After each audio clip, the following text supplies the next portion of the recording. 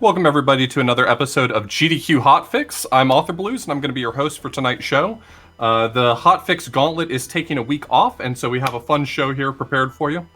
We're going to be doing, we're going to be doing a few awesome runs. First, we're going to be joined by Cyphrin, featuring the Adventures of Batman and Robin, followed by Hagane, the Final Conflict, and a little bit later, we're going to be joined by Irish Joker for a hard mode speedrun of Trauma Center Second Opinion. A few plugs before we get started with these runs. Just want to let you know, this month, for the entire month of June, GDQ will be donating all of its sub and bit revenue to the NAACP Legal Defense Fund. SGDQ submissions have been reopened for one final round until June 17th. Tomorrow, we will have an episode of The Final Step at 7 p.m. Eastern. We'll be playing Jack and Daxter. And for additional information about upcoming shows, you can check out gamesdonequick.com/hotfix. And with that, welcome, Cyphrin. How are you doing? I'm doing good. Glad to be here. Doing awesome. Really good. Well, if you want to tell us a little bit about this run, I know that this is like your main speed run, right? At present time, yeah. Being part of Retro Gaming Live TV for various events that we had, I kept submitting this game because going back as a child, I found it through Sega Channel, and it was one of my early childhood favorites. I just been playing it as of late, and then as I've gotten through it quicker and quicker, I was like, I think I should probably try speedrunning this. And confession, I don't have a time on the board, but with my current time that I do have in the game, it would put me about, I think, either fourth or third place and such. I do have highlights of my past runs though, so there's a history of that. But yeah, I love this game. I first was going to run the Super Nintendo version, but then it has some quirks about it that makes the run less favorable. So I ended up switching to this, and here I am today.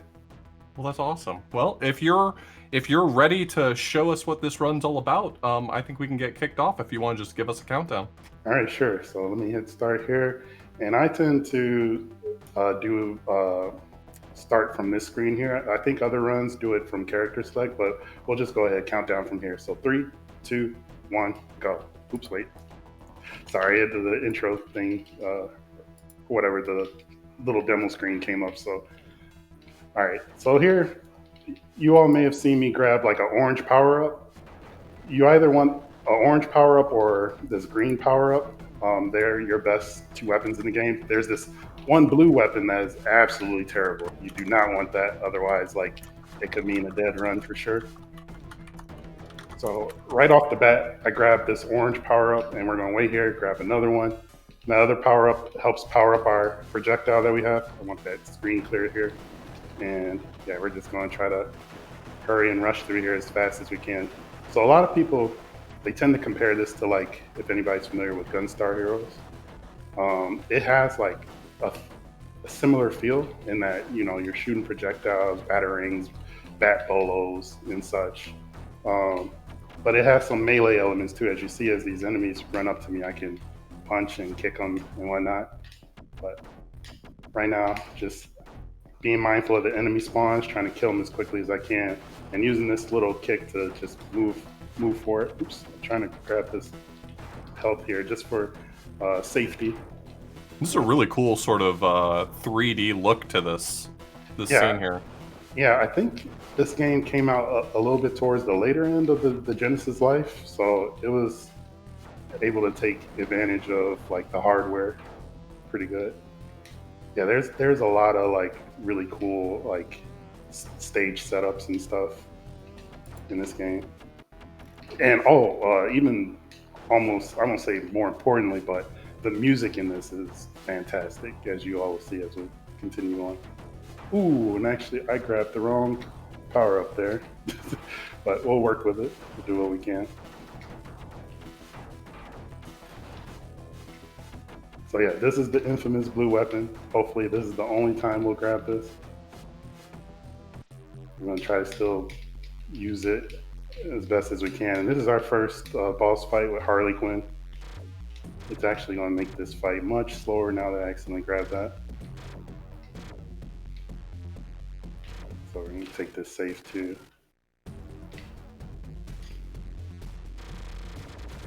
All right, so here, just got to dodge her projectiles. If I had my other power-ups, this would have been done by now, but there's like 3 phases, so we're now on to the second phase.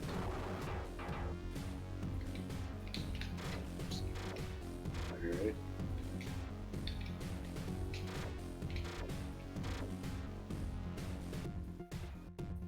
Yeah.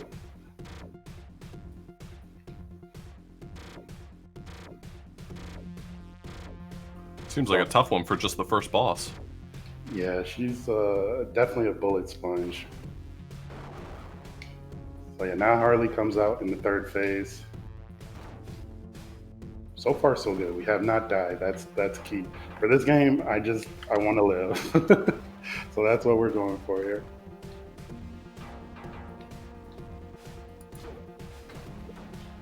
All right, she's almost done. And then we'll get our good weapons in the next level here. So first stage is done.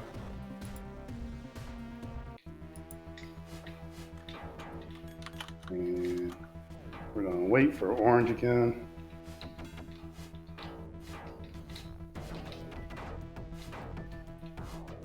Have that screen clear. And then try to take out these flying Joker copters, mini copters.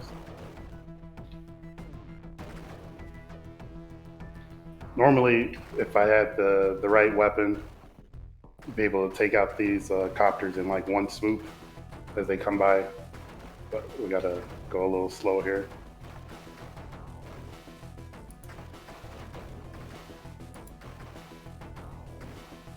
All right.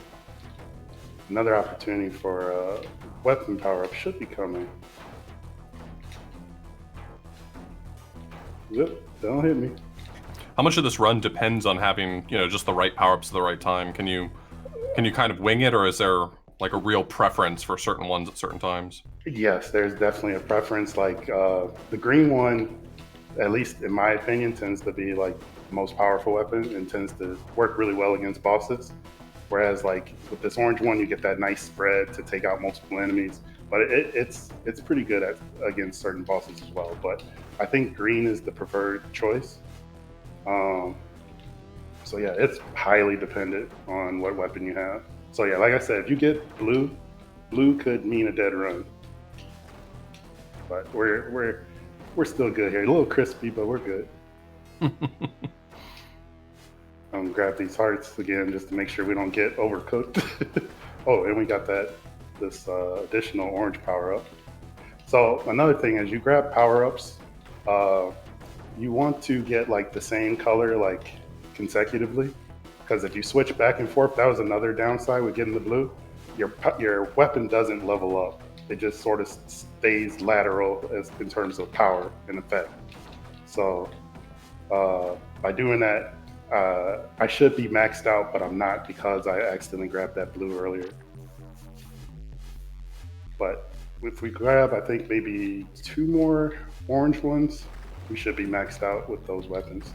But even then, we're good as far as health-wise. We're just continuing to work our way through. Coming up towards the tail end of like this, I don't know if this is a warehouse or a bank or whatever it is, but Harley's still our main villain that we need to take down. And we gotta take her out again on her flying chair, her flying bomb chair.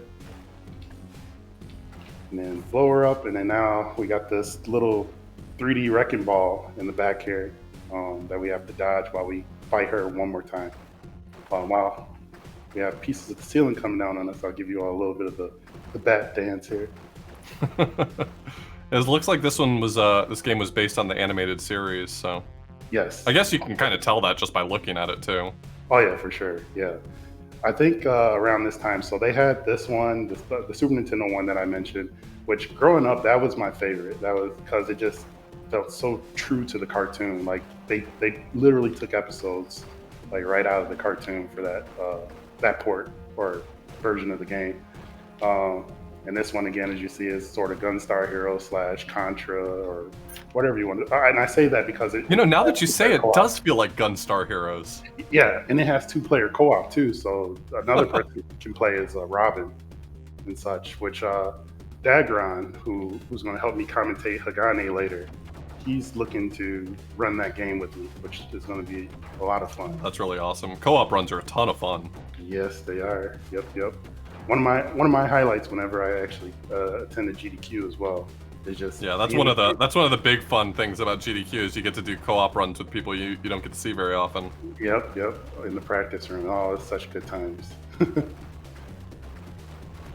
So we got here these spike balloons that preferably, I think in the run, you want to kill them as quickly as you can. And if you get any spike balloon that's about to pass you up, just run into it and eat it.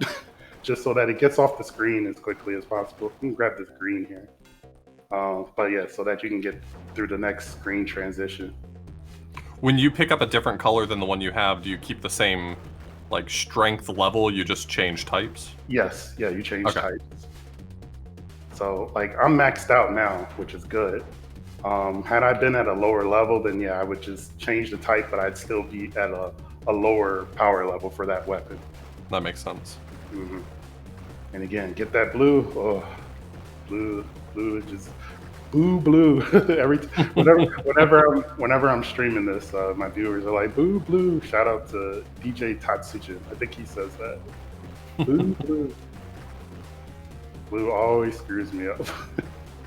Oh, I accidentally switched to orange right there, but it's okay as long as it's not blue. Yeah, as long as it's not blue. If you all see me get blue, you'll see me cry on camera here.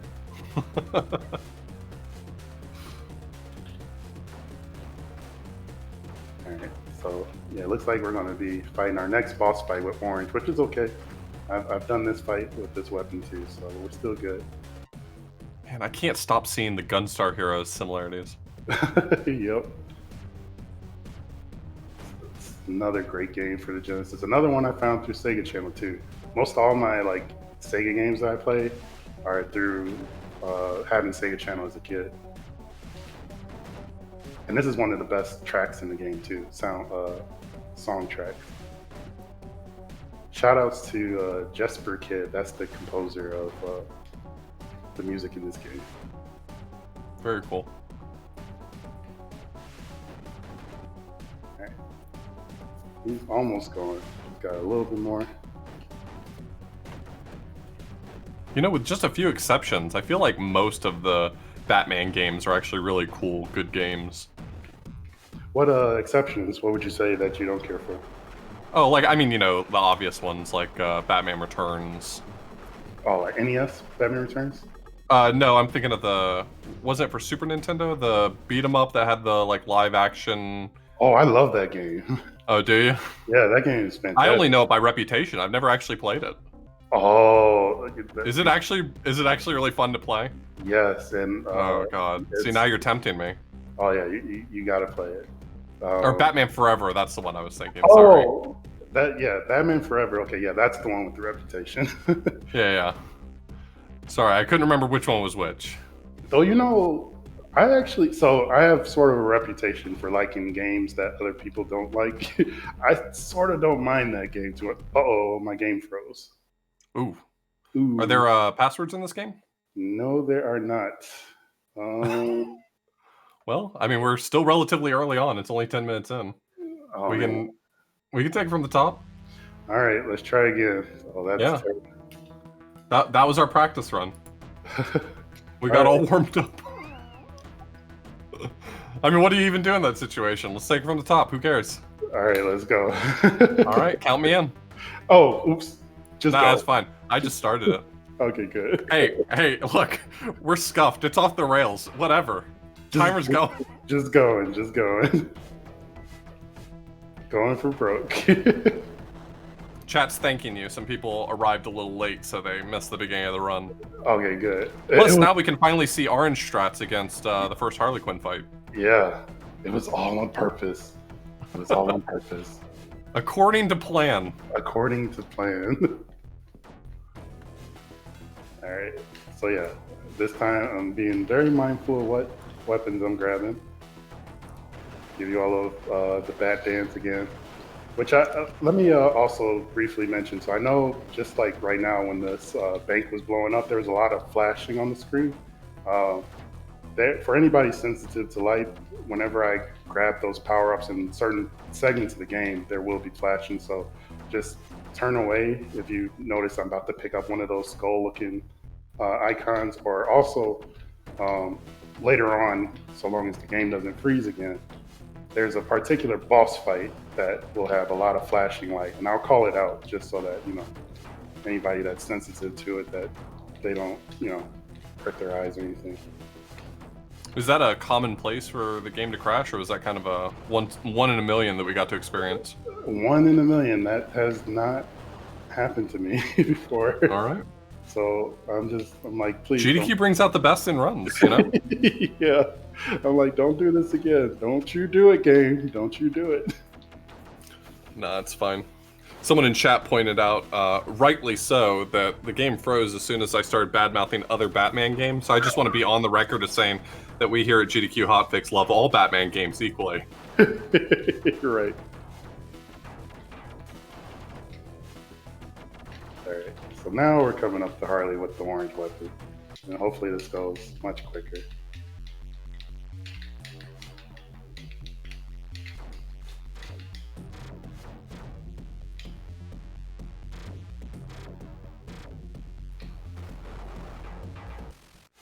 Oh wow, that made a huge difference, the amount of time that took. Yeah.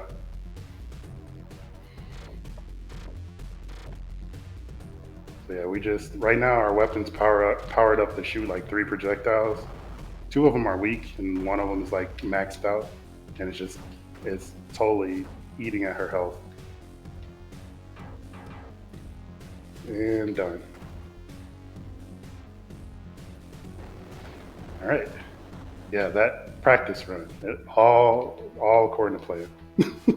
Why does the blue power-up even exist if it's so bad? Is there something that the blue power-up's good at?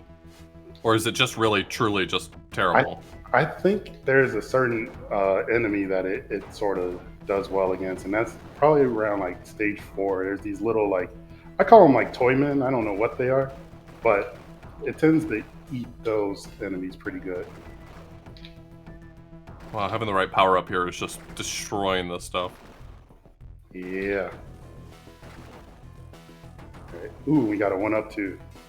Like, I guess when you do really good there, they give you a 1-up. So we are just about maxed out with our weapon. Yep, now we are maxed out. So yeah, we're looking good.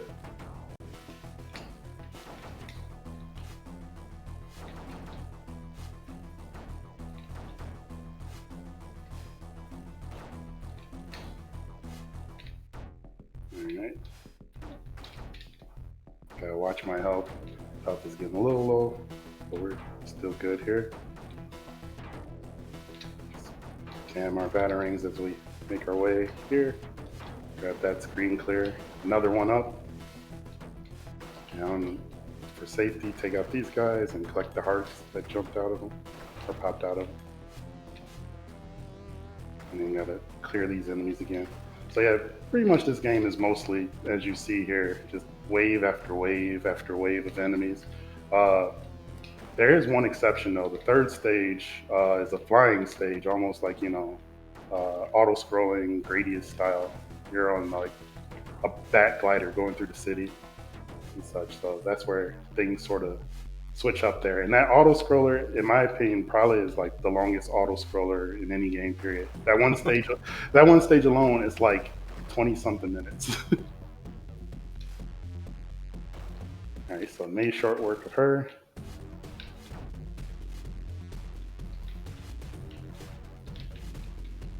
We're gonna get some lag here because of enemies trailing behind us. Usually I try to take them out much more quickly than that. And we're gonna just sort of follow her here, take her out. All right, much better. Give you all more of the bat dance. We love the bat dance around here.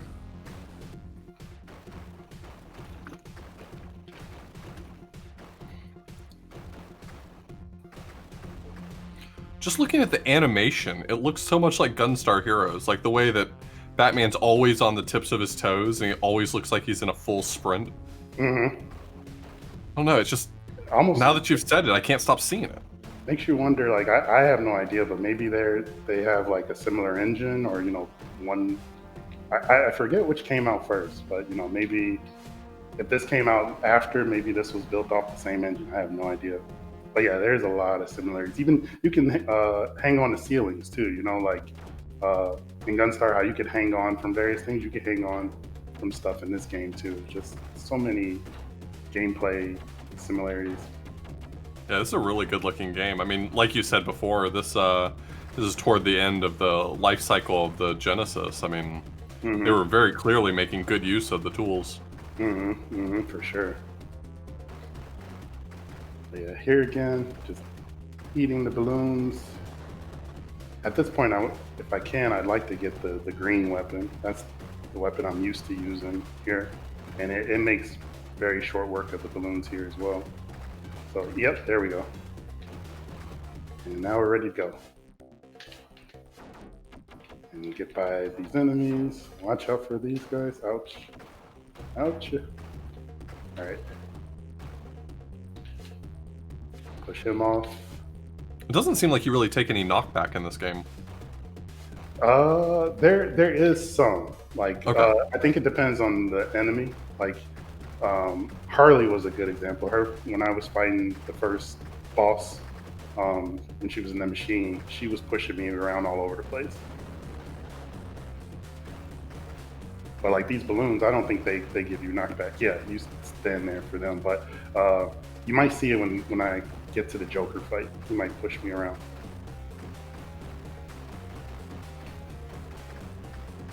All right, we need to get some health.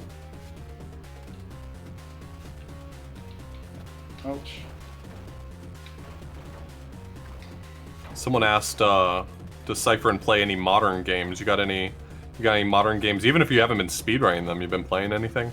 The most recent modern game was what was it? Final Fantasy VII Remake. I love that game. It's a lot of fun. But yeah, the Spider-Man for PS4, Hollow Knight. Yeah, I've been trying to vary it up as of late, just because I'm known as a retro speedrunner, but I feel like there's so many good games coming out, and if I, stick to what I love in that regard, like I'm gonna miss out on like some really good games that are coming out today. Absolutely. Yeah, so if I could pick up a modern speedrun, it would be something like Bloodborne or Sekiro, because I like to play a lot of difficult games and such. I get like an adrenaline rush off of games like that. So yeah, if I could speedrun like Sekiro, Bloodborne, or maybe even the modern, the PS4 Spider-Man, those would probably be up there on my list, or even Hollow Knight as well. Well, maybe we'll see a Sekiro speedrun coming from you soon. That would be great. That would be really cool.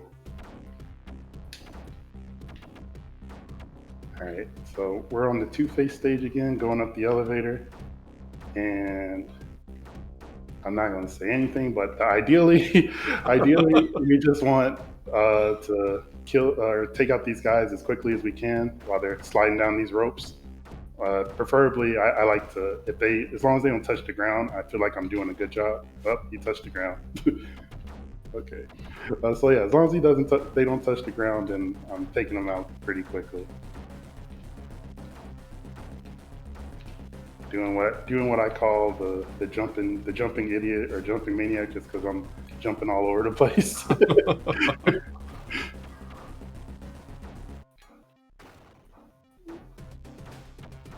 Right. How long have you been running this game? I would say seriously, maybe like 2 months.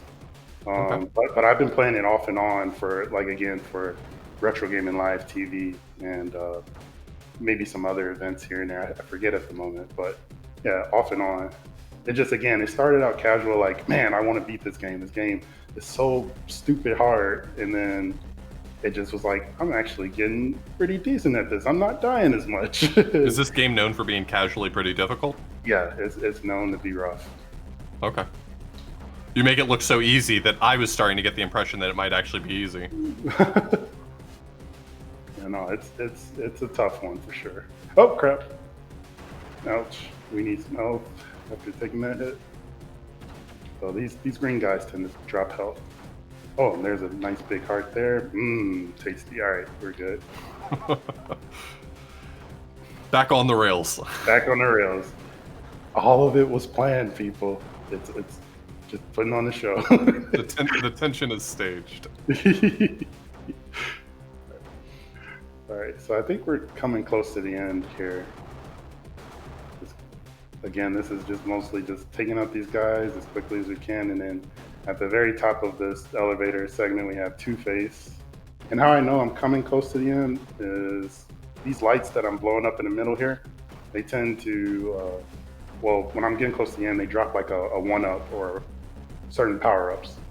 So, let's see. Oh, okay, actually, we got one more, basically one more cycle, I think. And then, yeah, he's in the back tossing these bits of dynamite forward here.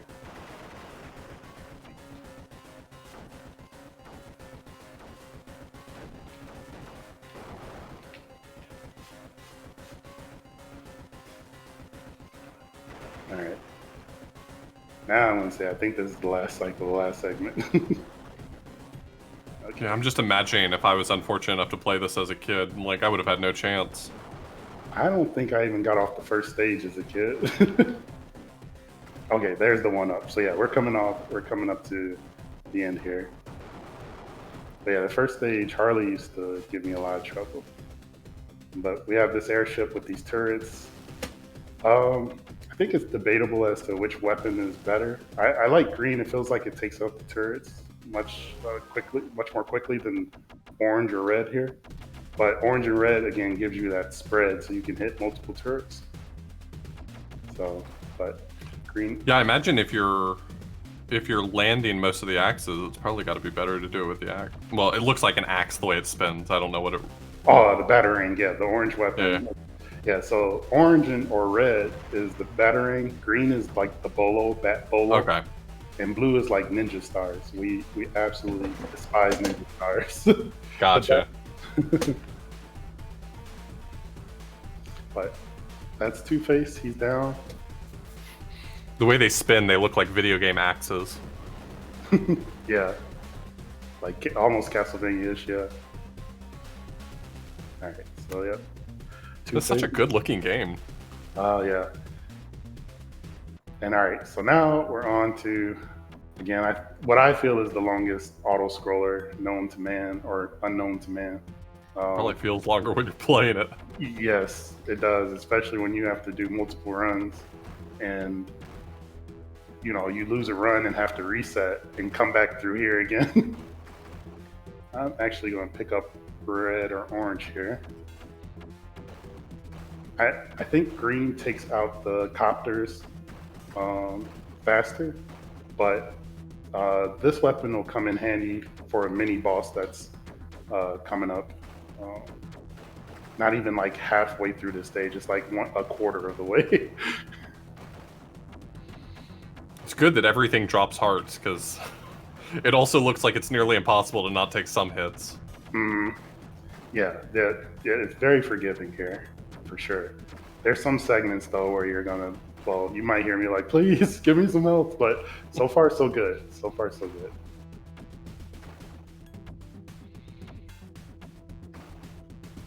I think there's something so nice about, I think probably a lot of retro speedrunners can relate to this. There's something so nice about going back and revisiting games that you found difficult as a kid and speedrunning them really just driven out of spite. Yes, like, oh, you're going down.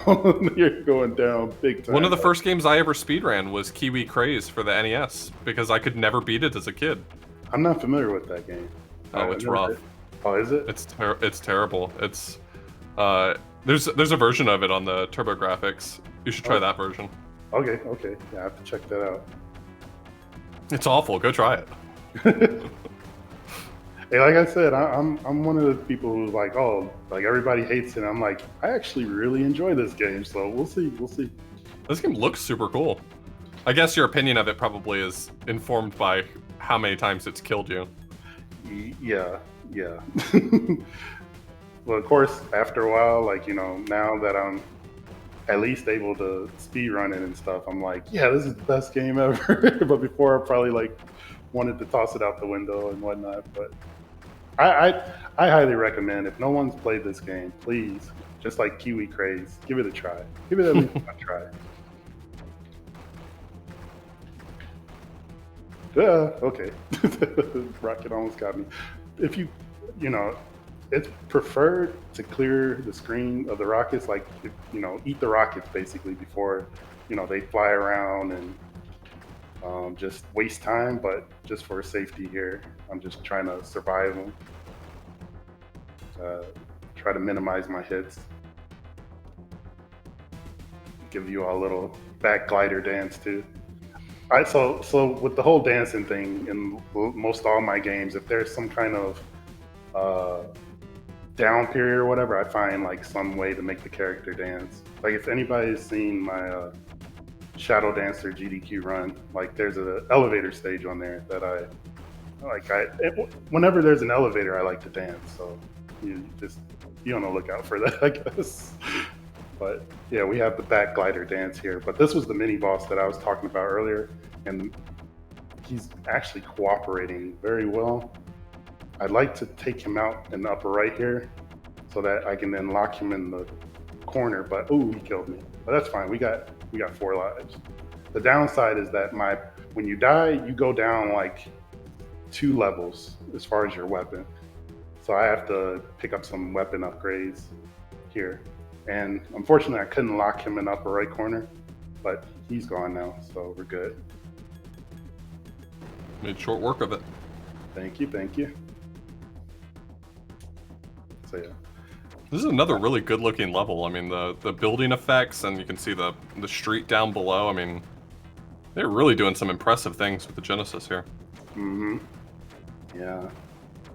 And again, like, I think at this point we probably hit, let's say, 40% of the level. So you're going to see a lot more cool backgrounds and such. Grab that. Okay, good.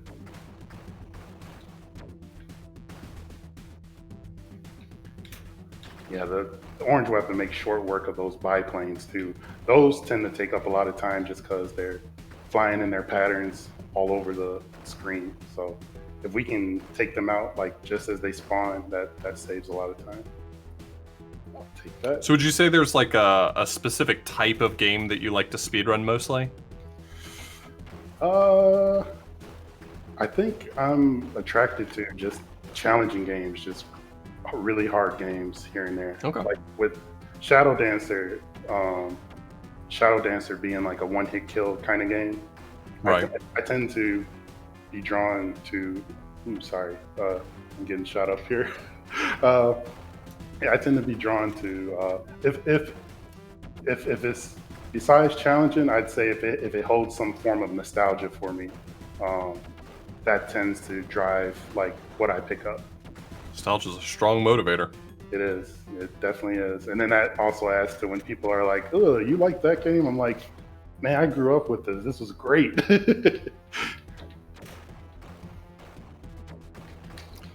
Well, it's nice it's forgiving enough that if you die on the auto-scroller, you just pick up from where you left off. That's... Oh, yeah, for sure. If you do happen to lose all your lives, though, yeah, you got to start it all the way at the beginning. You get like, I want to say 4 continues, at least in the US version of this game. I've never played like the Mega Drive version, but I think you get around like 4 continues. So it's merciful in that regard, but yeah, I'd have to start all the way at the beginning. That's miserable. But no, we're gonna get through here, and then after this stage is the start of like probably the hardest stage in the game. So we got more fun ahead of us. But yeah, things are going smooth so far. As long as we just continue talking nicely about Batman video games. Yeah, we love them all. They're all great. They're all great. Batman Forever too. What's your favorite Batman game? Oh, I couldn't compare them. They're all just so great. All right, so I'm gonna grab a number. If they come up again, grab a number of these screen clears. So just forewarning for again anybody with license to these. So here's one. So yeah, if you see me grab these, just turn away briefly, and then you can look back once the explosion sound or explosive sound, whatever, goes away. All right. I need to get some more hearts. Hopefully get a chance to get some after take out this stuff. Oh, there we go. Yes, thank you.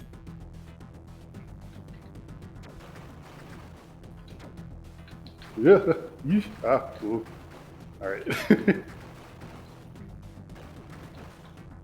Okay.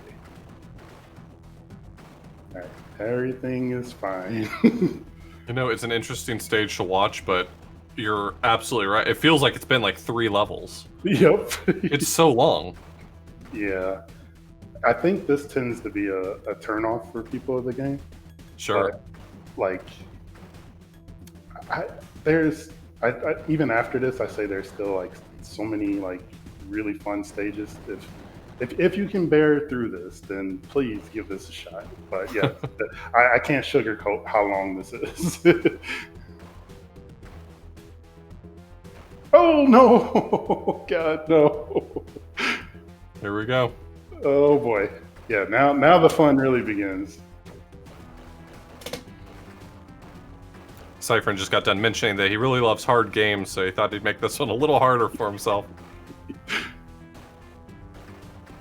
All right. Okay. Come on. And it's so weak. Ninja stars are terrible. Come on, give me a weapon. Give me a weapon. Please. Oh, they're holding out. They're holding out now. They're giving me all the health. Okay, that'll help, but not what we want. Come on. So yeah, they think you're going to need the health on account of the bad weapon. Oh, okay. Here's our chance for a good weapon. As long as I get this little guy. All right, good. Wait for. There we go. We're back. We're back. All planned. All planned, people.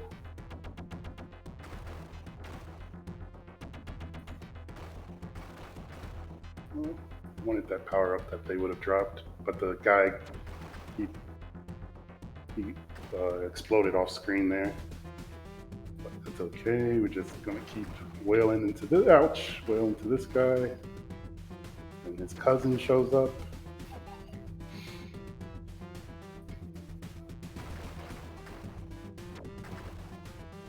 Okay.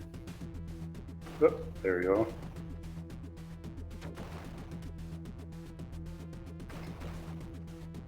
It's just amazing that no one in the process told them that this was too long.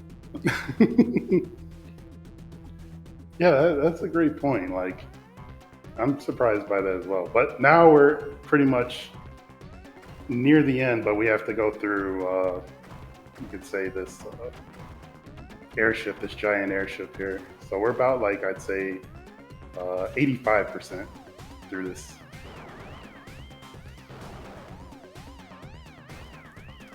And as a kid, when I did get past the first stage, and I made it, I usually would die on this stage. I think this was the stage that I couldn't get past, and it was around this airship part. The blaring, like the alarm sound in the song used to drive me crazy. That where it just oh man. That'll stress you out. Yeah, it did. It's like the drowning music in Sonic. You got plenty of time, but it still stresses you out. Yep. Yep. Right. So now we have these segments against like these little radar type dishes that shoot these rings. We have to take them out before we can continue forward in the auto scroller. And try to get close to it, because if I can just have all 3 battering connect, then that'll do more damage. But it's nice to have this weapon because as I zigzag, the batarangs like on the outer portion of my, my shot there, they tend to still connect. And so he's done. Collected a few hearts.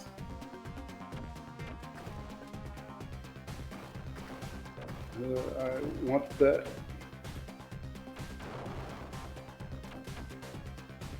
Okay, come on. All right, good. Man, I think we have at least 2 more of those satellite dishes to take out.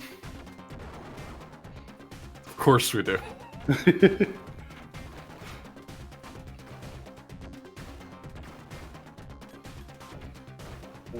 Yes, we want that. Actually, I should have picked that up late, but it's okay. Because, so now I'm using that power up I picked up to try to sort of get like a quick kill on this here. And wow, we got it. That was great. That's awesome. Otherwise, that fight would have taken just as long as the first one I fought. But yeah. So that power makes your charge up meter charge faster? Yes. Yep. Okay. Where it normally would take like maybe, let's just say 3 seconds, the power up takes up like 1. Yeah, it seemed like you had a really good rhythm in there. Mm-hmm. All right. Oh, I can't. There it is. Okay. I was like, I can't see what power up that is. I don't want to pick up blue ninja stars. So this is the last one. I'm going to try my best not to die here, because this will set the tone for the next 2 stages if I die here.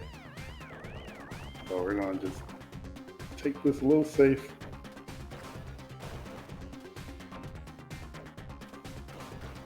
Well.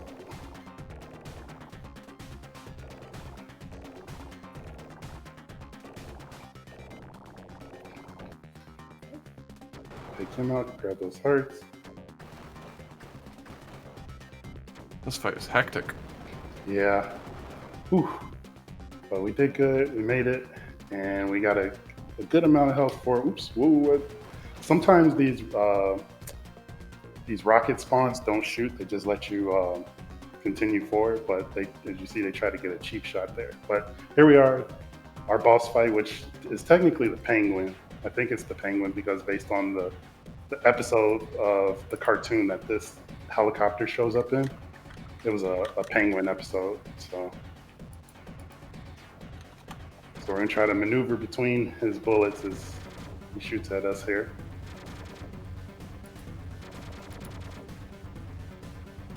And if we rock back and forth, we can make him stay pretty steady so that we can just continue to shoot on. Dodge him here. Watch out for his mines. Ooh, if he runs into you, he does a lot of damage, but he is done. And now we move on to the hard, well, not the absolute hardest stage, but it's the start of like a series of really hard stages. And you'll see how crazy it gets. This is basically the Mad Hatter stretch of levels. And these are the guys that I was referring to that I think the blue ninja stars actually work decently against them. But okay. It's like you still don't want that weapon at all. Right. Even if they're better against these guys, you don't want them after this. Yes, for sure.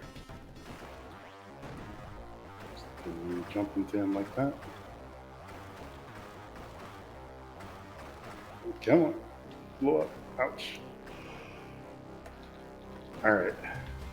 And yeah, so do our little jump kick maneuver here just to get past most of these enemies, especially those things that are dropping bombs at the top of the stage. But yeah, we gotta stop and go pretty much while avoiding these little, whatever, I call them, again, toy soldiers. I have no idea what they are. Sounds like chat did the math for us. That auto-scroller was 14 minutes long. Sheesh.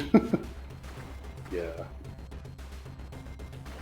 But again, please play this game. It's still a fantastic game. If you like, I'm sorry for the auto-scroller. Please play it. Yes. If you like auto-scrollers, all the better.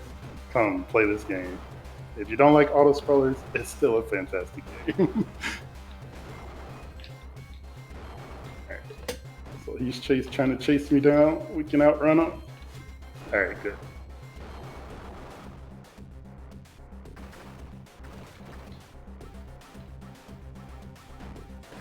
All right, and thankfully, because we didn't die on the previous stage, we have our, our weapon is powered up to the max, and it makes short work of these enemies. Had I died and I said it would make these next stages really rough, like these enemies would not go down as quickly as they are, and it just makes life a little unbearable here. But so far, again, so good. And I think it's RNG as to which sides the enemy spawn from, but I think you can manipulate it. I actually forgot here, sort of talking out loud, reminding myself, Cypher, and you can possibly manipulate these guys as to which side they show. I think they tend to aim towards whichever way they come out whichever way you're facing away from. So they always come, from my backside.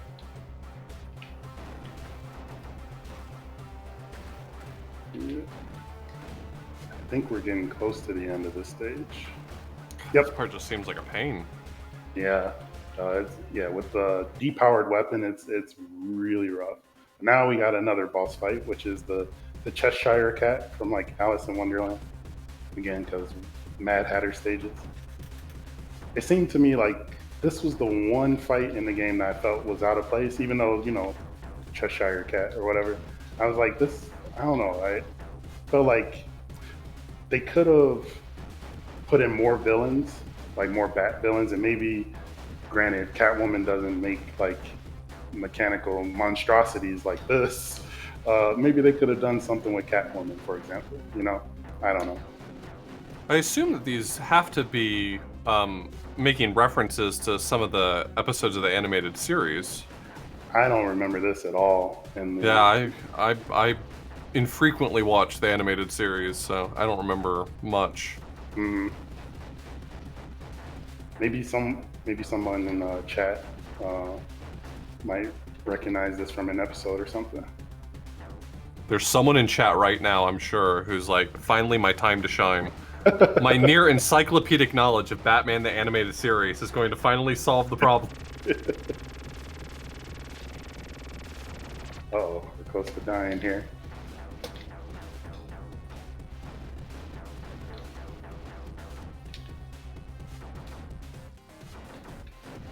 All right. Whew.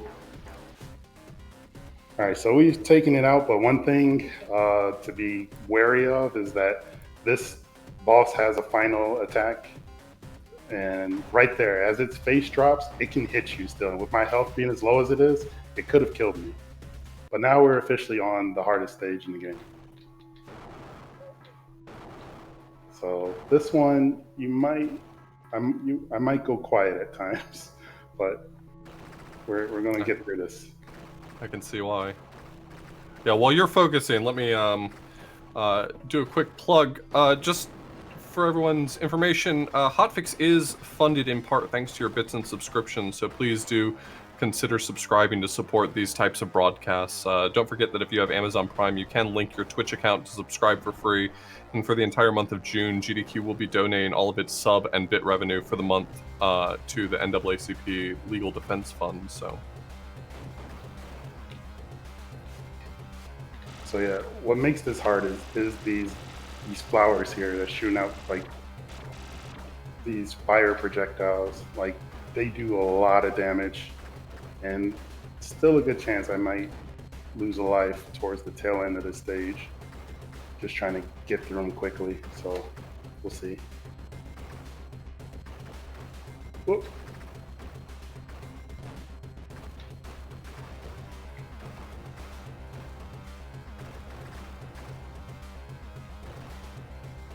these giant walls of toy soldiers just seem so tedious. Yeah. All right. I do not want that blue. I don't want that orange either. Okay. Oh, don't fall through. Okay, good. What happens if you fall through again? You don't die instantly, but you lose a lot of health as you fall through. Gotcha. So I want as much health as I can just for the next part after this, because I got to jump through those flowers. And this segment right here is an example of like certain weapons being better than others. Like, again, normally I love green, but orange red here works wonders against these flying enemies.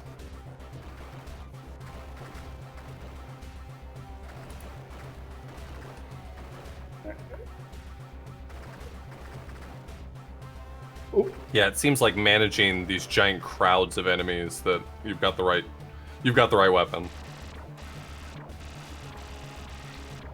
Oof. Oh, he took a death, but it's okay.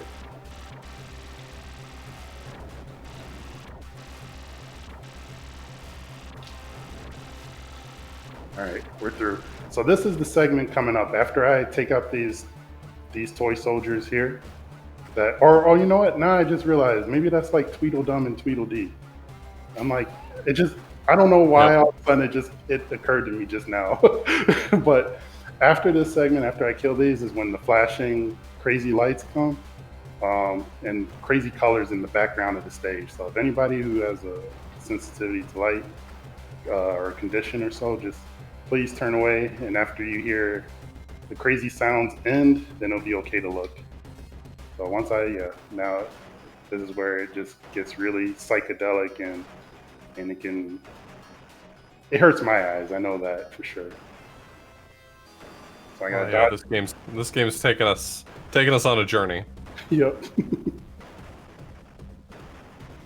So I have to bait these projectiles as they come out from the background, and just it's safe to move back and forth so you can avoid them. Ouch! You got hit by that one though.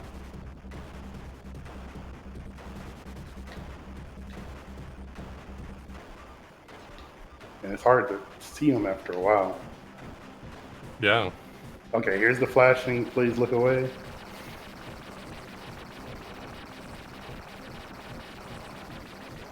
Okay, it's done for anybody. Yeah, that wasn't great for the eyeballs. I mean, the background's still not great either if you have photosensitivity, but this level's going places. Yeah. And this guy, he's actually casually one of the harder bosses in the game, if not the hardest boss. In my opinion, at least. But he's almost done. Yeah, it seems like this probably gets a little bit easier once you understand the patterns. Mm-hmm. Yeah, I think ideally you just want to stay away from him most of the time. You can risk going in for melee attacks, but if you can get him to do his super long jump, that's preferable versus him doing like a little short hop to squash you, because it's really hard to get underneath his hops. Oh good, this level doesn't get less weird. Yep, so more Tweedledum, Tweedledees. I'm so glad I realized what they are now. So more of them coming at us here. And it's preferred to have the orange and red weapon because it makes short work of the little ones. Occasionally there's a few of the bigger ones here that it takes like extra hits to take them out, whereas then like that one he just crumbled. Yeah, I guess all of the content warnings for you. Flashing lights, motion sickness. There's no shortage of what they've put in this game. It's all beautiful in its own way, but... Yeah. Oh yeah, if anybody is getting motion sick from this, I'm sorry. I love it. It's still a great game. It's still a great game. I love it. No, this game owns. This has been really cool. I don't know if I've ever watched the Genesis version of this game all the way through, so. Awesome. Clear that out of there before I accidentally grab blue. Alright, here's one that's super tough. Does not want to go. There we go. At least he dropped some hearts. And we're doing good on our lives, so yeah, I'm feeling comfortable here. See, I can say that this is good because I don't have to do the auto-scroller over and over and over. I just got to see it once. Yeah. Oh, come on. Alright, good.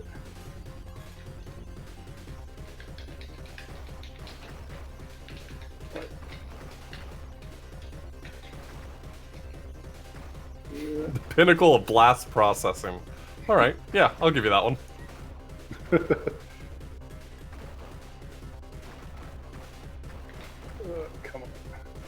Batman does what Nintendo won't. Alright, so we should be coming close to the end here. And I'm at... Oh man, right there. I was going to say, at some point in time, I want to switch to green. But this green transitioned pretty quickly to the next area here.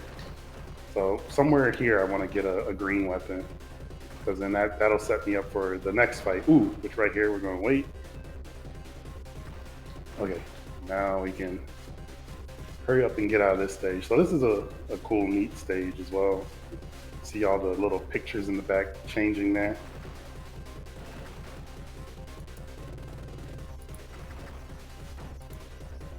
Get our health back from these rolling Tweedledums.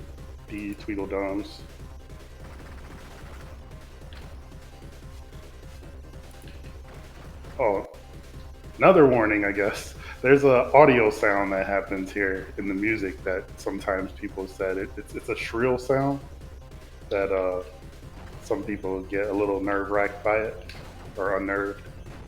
So that one I can't really predict when it happens because like the song for the most part sounds the same all the way up until that moment. And I haven't like figured out the repetitions when the repeating in the song when that piece comes up, but it should be close to now. There it is.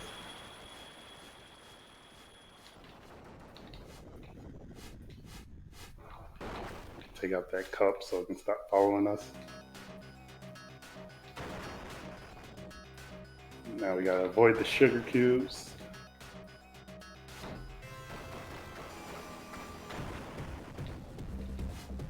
I think this is health. We're gonna grab that for safety. Yep.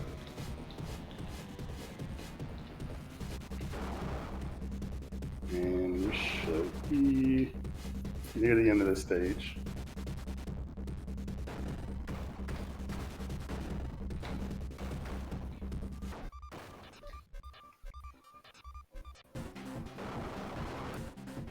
Yeah, you've sold me on this. This game owns. Awesome. And yeah, this is it. So right here, this next part is a really hard boss fight, but probably my favorite song in the game. If I have it any, if this goes well, you all won't hear it. Because we're gonna try to quick kill the Mad Hatter here. If you don't quick kill him, this stage becomes extremely hard. Because the ground, or I guess the ground scrolls, and you have to like avoid a bunch of obstacles in the way.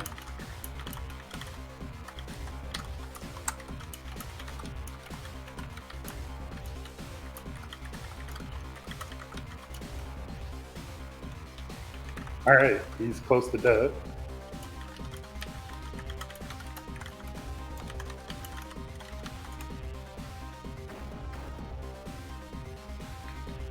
And done.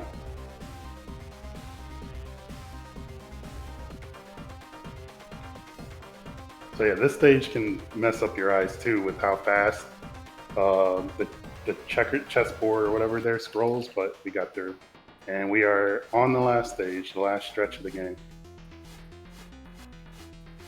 Here we want to try to, if we can, despawn the robots that are coming onto the screen. If we can take them out as quickly as possible, but also just keep moving to the right, then we can skip whole segments. So if I can take this guy out before some robots spawn. Okay, that's fine. We only got one grounder there.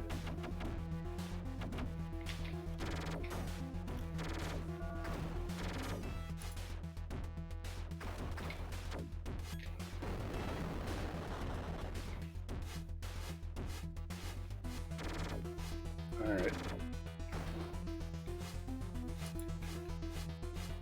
So far, so good.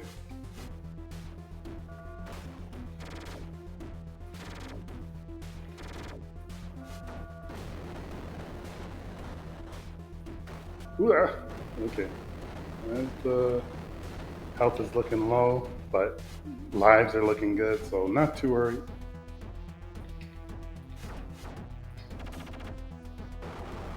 I would like to get some health though, so I don't lose my power up. Okay, nice.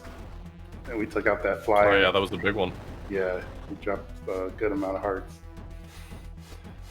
All right, and we skipped a segment there. And yeah, we cleared this first stage. I think there's like 2 more before the final fight, which I forgot to mention. So unlike most Batman games, Mr. Freeze is the primary villain in this one. Oh, and we took a death there. We just now need to take out some enemies. So, ooh, nice. I think we need maybe 1 more to get our max attack back. Nope, actually 2 more, I guess. Yeah, so get 1 more power up and we should be back on track. We got these scientists tossing these beakers at us.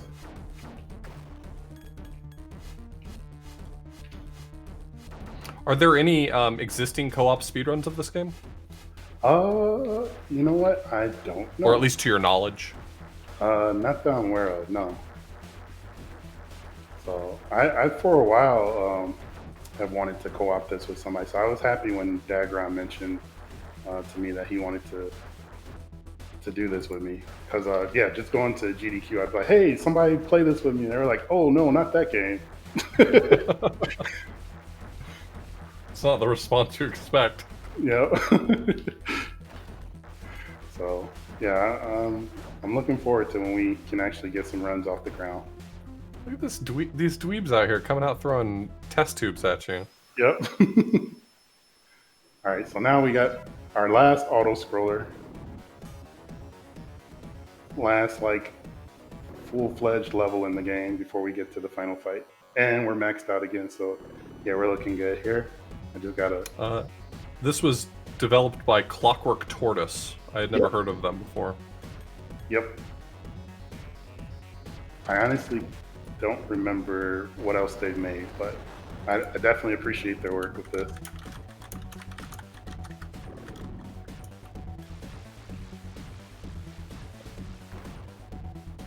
All right. So we're just chilling here, waiting for more enemies to come. I sometimes feel like enemies spawn based on you moving, like how I was just sitting there and nobody came out. So a lot of times I tend to like to move around all over the place to see if it helps trigger people to hurry up.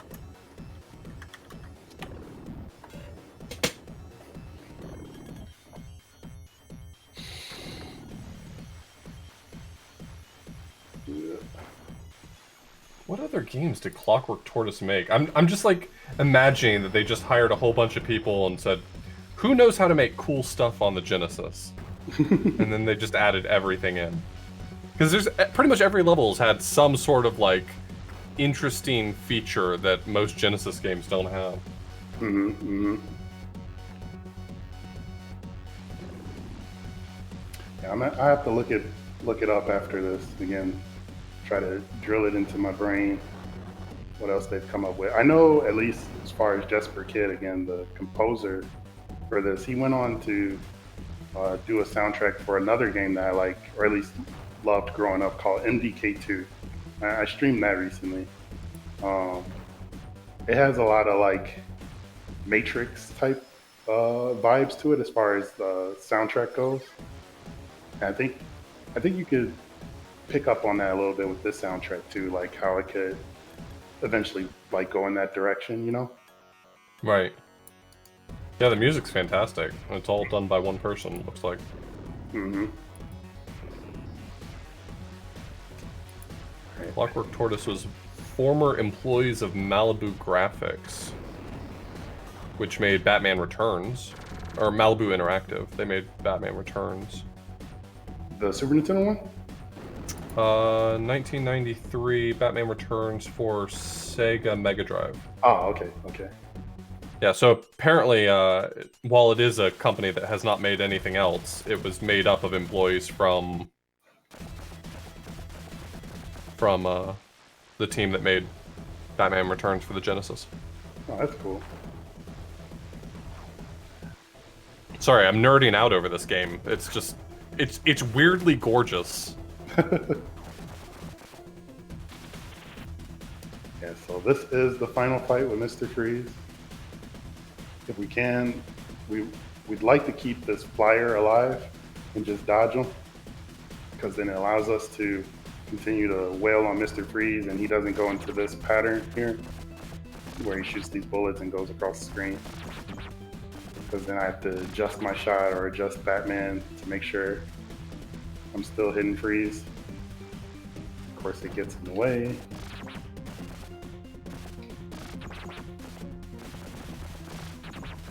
One other thing to make mention of, so all these projectiles I'm shooting, a nice thing about this game is that you just hold the attack button down. It's not a masher. So for anybody like who was wondering, like, is he mashing the control at all? Nope.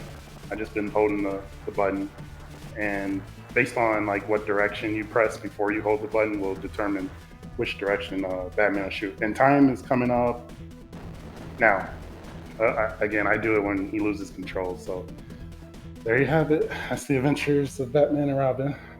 Well, our timer shenanigans were a little weird, but based on the timer, that was a 51:53. Awesome. So maybe add a second or two to that, for real. Cool. My most recent PB, I think, which I got maybe a week and a half, 2 weeks ago, maybe. I don't know. It was like 49 something. So I'm happy with that time. Yeah, that was a fantastic run. Thank you. Yeah, that was a ton of fun to watch. I'm glad to be able to showcase it for you all. I hope again, despite like the flying stage and some other little quirks and the flashing lights, the trying to blind you or whatnot, fantastic game. Again, absolutely love it. If this Are you grinding for any particular time in this game lately? I think I'm aiming for the top now. Oh wow! I think I have potential to get it. What's the world record right now? It's like 47:20, and yeah, my time is like 49:58. 49:58. Very close. So, if you enjoyed watching this run, you should follow Cypherin. I mean, you should follow Cypherin one way or another, but you should follow Cypherin to catch him taking that world record. Thank you. Yeah. We're going to. So all right, I think we're gonna take just a few minutes, step away, and when we come back, Cypherin's gonna be showing us Hagane. See you in a bit. Welcome back, everybody, to GDQ Hotfix. I'm Author Blues. Back, we just got done seeing an amazing Adventures of Batman and Robin run by Cypherin. Again, you gotta follow Cypherin so you can see more of those runs. But we're actually back now, and we're gonna be seeing Hagane: The Final Conflict. With not just Cypherin, but we're actually joined on commentary by Dagron, so welcome you two. Hey, good to sort of see everybody again. Yeah, thank you. How's it going, everyone? Yeah, with me I have Dagron. Dagron was gracious enough to do commentary for me because this game, just like Adventures of Batman and Robin, is known for its difficulty, and I'm not at the upper levels as some of the great speedrunners that do run this game and such. So I'm going to be pretty much mostly quiet as Dagron will provide commentary for me. I might chime in with the occasional, a scream when I lose a life, but hoping this run goes well too. Yeah, there's a lot of things that can go wrong. Mm-hmm. So yeah, with that said, then I guess let me get to the title screen, and I'll do 3, 2, 1, go. Okay, so this game, there's a lot. Like, what really makes this game hard? For starters, you start with very low life, and the other major thing is it's very difficult to control. There's a lot of different gameplay mechanics. Like, you probably just saw him doing a backward somersault there, or I guess back flipping along the ground. We call that the backward tumble. And that's kind of like one major way of movement. You can also slide, but you can't slide up hills. So, now, funny enough, this screen, it looks very basic, but it's actually the most important screen in the game because there is a manipulation here, and hopefully Cypherin gets this blue flame. He got it. Nice. So the blue flame gives him extra health, like extra maximum health. So he went from 3 health to 4 maximum health. And now he's just focusing on just trying to get through it without dying, which is the smart play. You can manipulate for 2 more bombs, but again, not the biggest concern. It's mostly bombs are just mostly integral for quick kill setups on mini bosses and boss fights. And there was something else I was gonna say alongside that, but then I forgot about it. So you can also wall kick right off with doing that rolling attack, and you can just bounce along the side of the walls. It's automatic. No actual button you need to press. And so here is the thing with the tumble attacks. So how it works, you hold the shoulder button. If you're facing forward, you start flipping around and start flashing either blue or yellow. There's different levels. And the first level is the blue, which is when you flip twice, and then the yellow when you flip 3 times. And you want to ideally try to set up for the yellow one when you flip 3 times. And that's because when you press B during that whole part, you do this upward kick, and it does like 25 damage. It's a lot. Like, a lot. Like, probably 3 times as powerful as any other tumble attack. Pretty strong. And very integral to quick kill setups. What's also integral is the bombs that I mentioned earlier. But, it is both good and bad that we are not getting bombs. Bad because, I mean, you're not going to see the crazier quick kill setups, but good because, like how Batman and Robin had that problem with the flashing lights and everything, bombs are really strong in this game. And you might see them at work at varying points in this run. So yeah, you don't want to die on this auto-scroller. It's all kind of scripted, what's coming at you as far as the hazards. It's important to not die, though, because you got this guy right afterwards. Now, I'm going to just be quiet here. Let Cypher focus. Get that kick. That's good. And Cypher's not going to go for another upward kick. It is pretty tough to get the setup to get it a second time. He has actually a lot of health, this guy. His name is Musha Mukuro. And that was still really, really solid. Thank you, thank you. All right, so that was stage 1. Now, stage 2 starts you off with a mini boss right off the bat. And I think when I picked this game up, this was the fight that actually kind of made me interested in picking up the speedrun.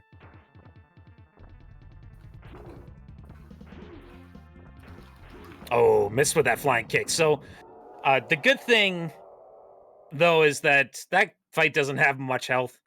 Like, you can just get one single upward kick and just start pursuing him if you miss the original setup.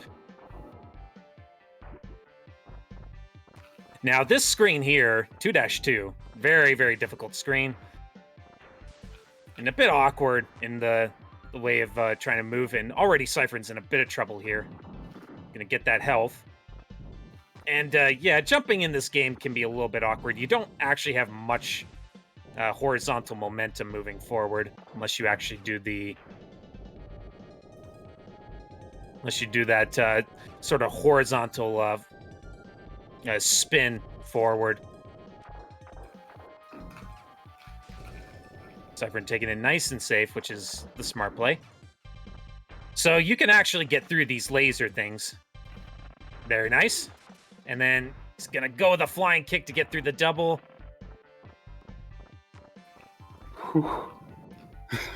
Okay. Woo. Yeah, so had really no health to work with here. You really don't want to die in this game because you will lose your maximum health value. It will reset back to 3. And considering he's at 5 right now, that's a lot of health he's going to lose and have to move forward with.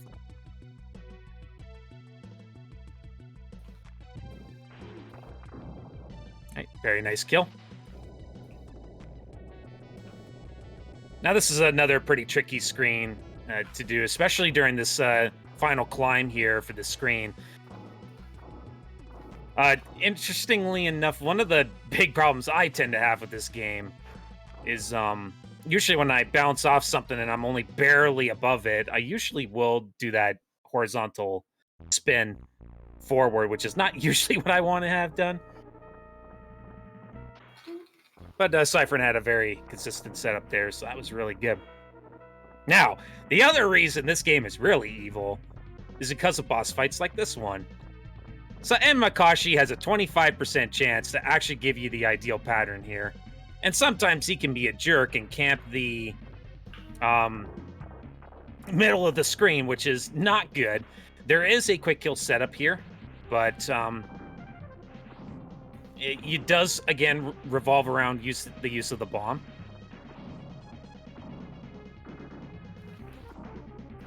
And I guess the other thing, how this boss kind of works, he does have a 25% chance of opening the weak spot right off the bat, but if he goes 3 patterns without opening the weak spot, he will automatically open it on the 4th pattern. So, I mean, that's one good thing about that whole fight. Makes him the less evil of the RNG bosses in this game. Which there aren't many of them.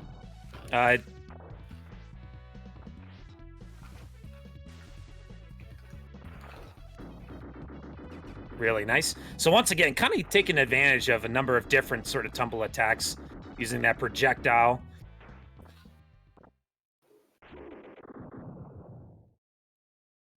And a very nice use of that to get in there. Now this screen is really difficult.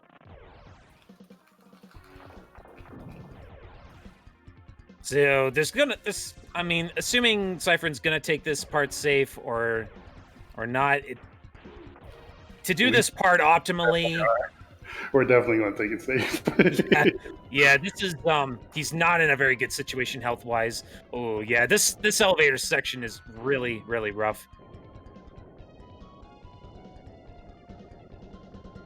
There is some backup health he can grab on the left side here, which he's gonna get.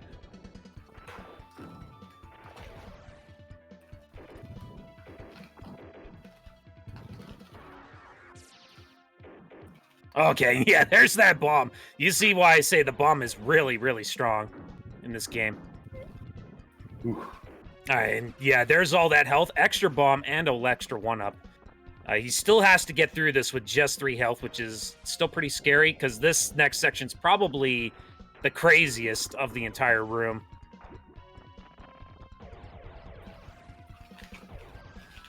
Oh, man. Yeah, you can see why it's just, there's too much stuff coming from every direction, especially if you do try to backtrack. And ideally, yeah, you saw that flying kick. That's the ideal way of trying to get past that wall in just one single hit. And then you do want to try to use the wall kick, and yeah, you can see why this is such a brutal screen. You're gonna go for the backup again? Yeah, no, it's really is the only real safe way. Oh, nice 1-up. Very clutch.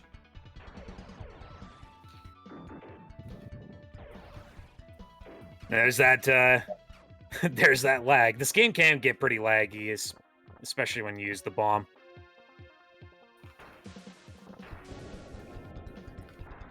All right, round 2. Let's see if you can do it.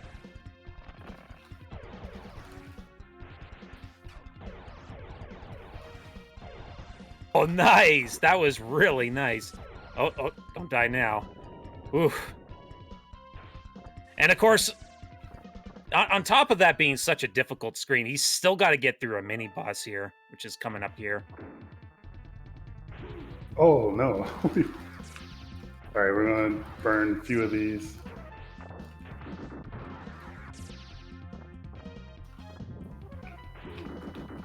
Okay, good. Ooh, you gonna get that bomb? No? Okay. No. Forget it. Forget it. Just roll with it. Just roll with it. Okay, so Now that he's past that screen, which is just absolutely brutal, now we got a 2-minute long auto-scroller. This is kind of the ideal time you want to actually pick up more bombs, because, of course, you lose no time for it. Most time losses in this part is just due to lag, and that's really it.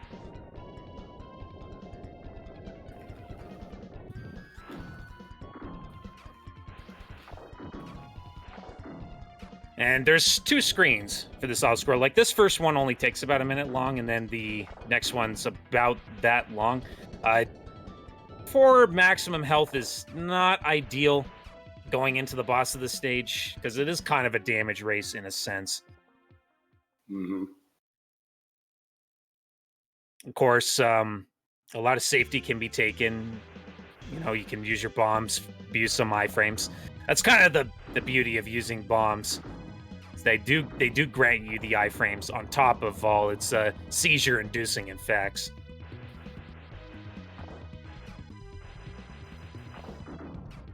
Most of these enemies won't drop bombs, though, or really even any blue flames to increase his maximum health. He's got to wait for these yellow, I guess I'll call them flame snakes, because I don't know what else to call them. I think I call them that too.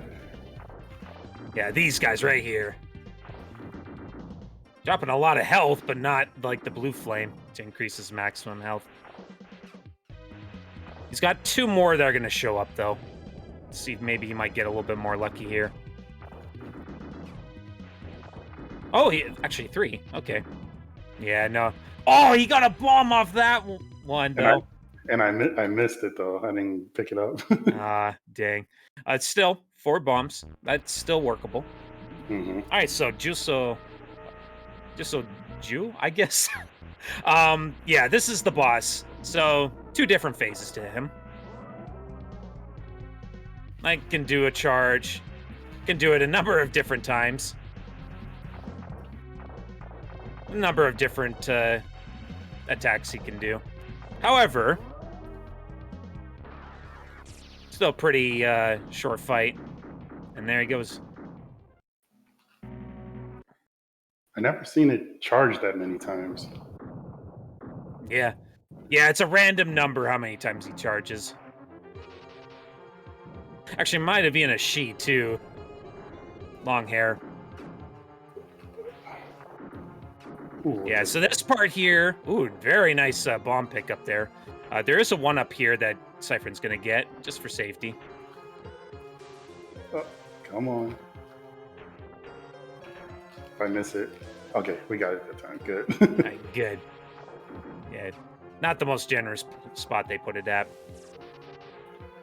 So, yeah, nice little mini-boss here. Once again, same usual thing. Just set up with the upward kick and just a single slice, and yeah, he's gone. So I forgot to actually mention this, but if you actually beat the original game, there is a second loop to this game where the enemies are much, much stronger, and more has to be done than just the flying kick.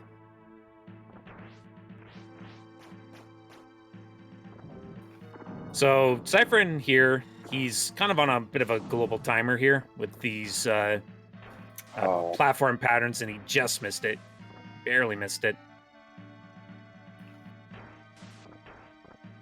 This screen is also great because this is his other opportunity to get a blue flame if he was not lucky on the auto-scroller, and an extra 1-up on top of that. Really doing good on the lives. And yeah, he's at the end of the cave now. It's just a few more hazards here, and here's the mini-boss.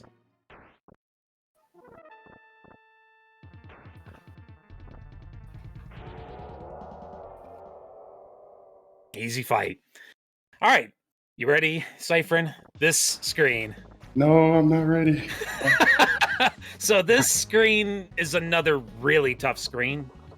Hopefully Cyphrin gets this. It is very, very tricky to get the timing for this.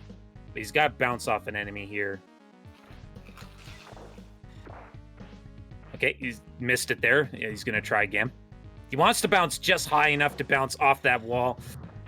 Oh, and he couldn't grab on, so now he's got to do the other, got to do this the other way, which is quite a bit longer, and actually arguably more dangerous too. Like, you can see all the hazards he's got to actually fight through here. A little unfortunate, but it is a very, very, very tricky trick to actually get. Yeah, normally I would die there and try it again, but we're gonna just try to keep going here. All right, so yeah, if he did it properly, he would get over to where he's at now and just bounce off that that orb there that's flashing blue. Ooh, nice health pickup. We're taking this safe.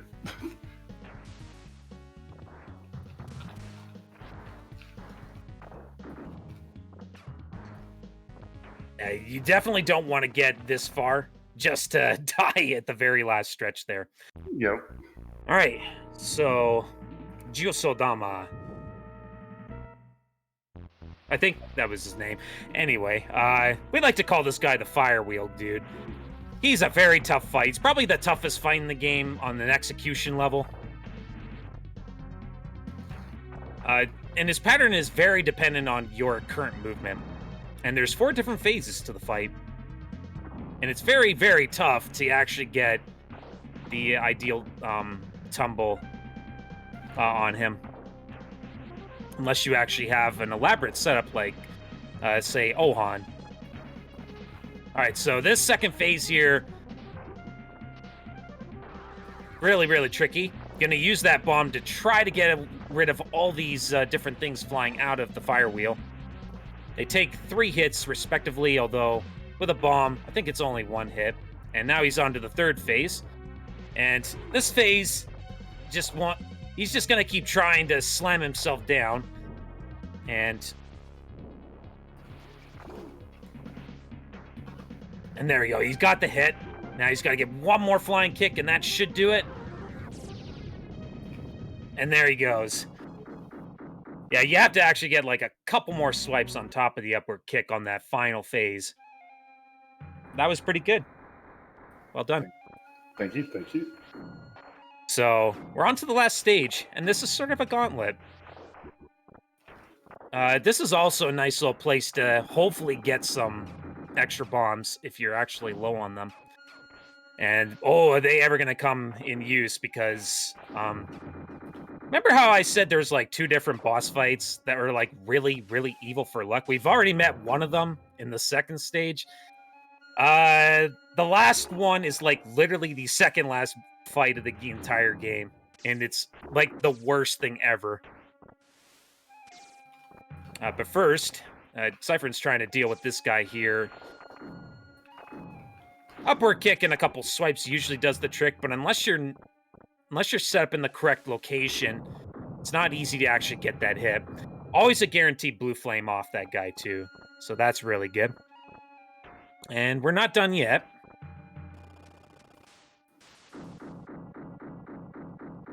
The old Doom Train.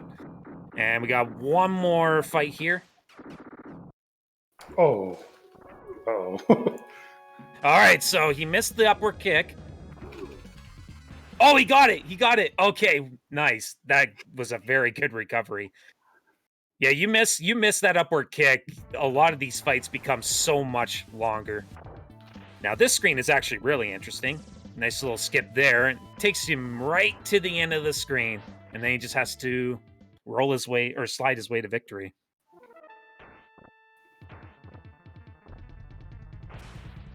Okay. All right, so this is this can be a little scary now, missing that. Oh, he's playing the mind games. Okay, he got it. Good use of bomb there. That was an ideal place to use that. All according to plan. A little bit of improvising there. He got it. That's... No, this is what marathon runs are all about. You gotta be able to adapt on the go. Adapt on the go. Yeah. Yeah, so it's actually kind of funny how much easier some of these screens actually are. Like, this is actually not really that brutal of a stage overall. It's really just the boss fight that's coming up here which, as I've said, really horrible luck fight. Where you have, I think, like a 33% chance of actually getting the ideal.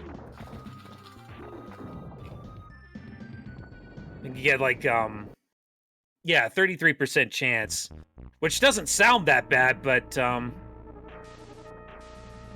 unfortunately, you're never gonna know what side he's gonna throw this stupid thing that comes out of this platform he's sort of standing on here. This thing with sort of some couple of curved blades on the side of it. Oh, and he chose the right side there, so he did miss that. There's also a bit of luck involved with the attacks he's using.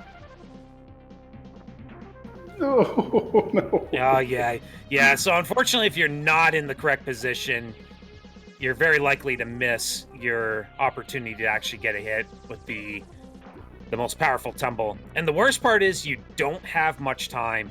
So past a certain point, you have to actually... Past a certain point, you do have to start thinking of other strats. Otherwise, you wind up like how I wound up during Retrothon some months ago. Okay, so that's kind of a not-so-good position. So, unfortunately, Cyphern has to use the regular attack there.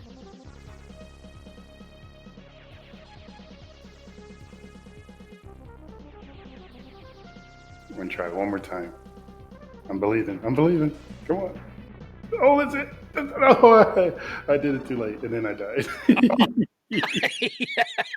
Yeah, you have to actually be in that correct position, or you will land on that platform and reset the tumble. It's pretty cruel like that. But That's you can alright. see why it's pretty brutal. It's a very brutal fight. You need that right spot for it to show up.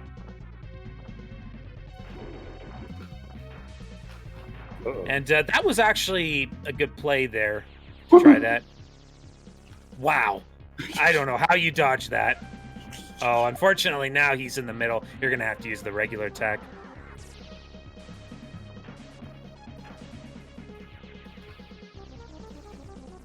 We had a few bombs there, so I just used one of those to help take off some health. And it is...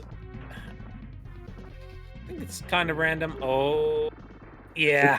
Yeah, that blade placement. It's okay. This is why he's got a lot of lives to spare and plenty of time to work with. Mm-hmm. This is what this game can be like to run. It's kind of the big reason probably a lot of people don't run this game is this fight. It comes literally right at the end of the game. And it's the worst luck of the entire run. Uh-oh. It's okay. It's okay. Just a little crispy. Okay, that's terrible. Yeah. No sense taking a risk if you really can't get a hit on it. Mm-hmm.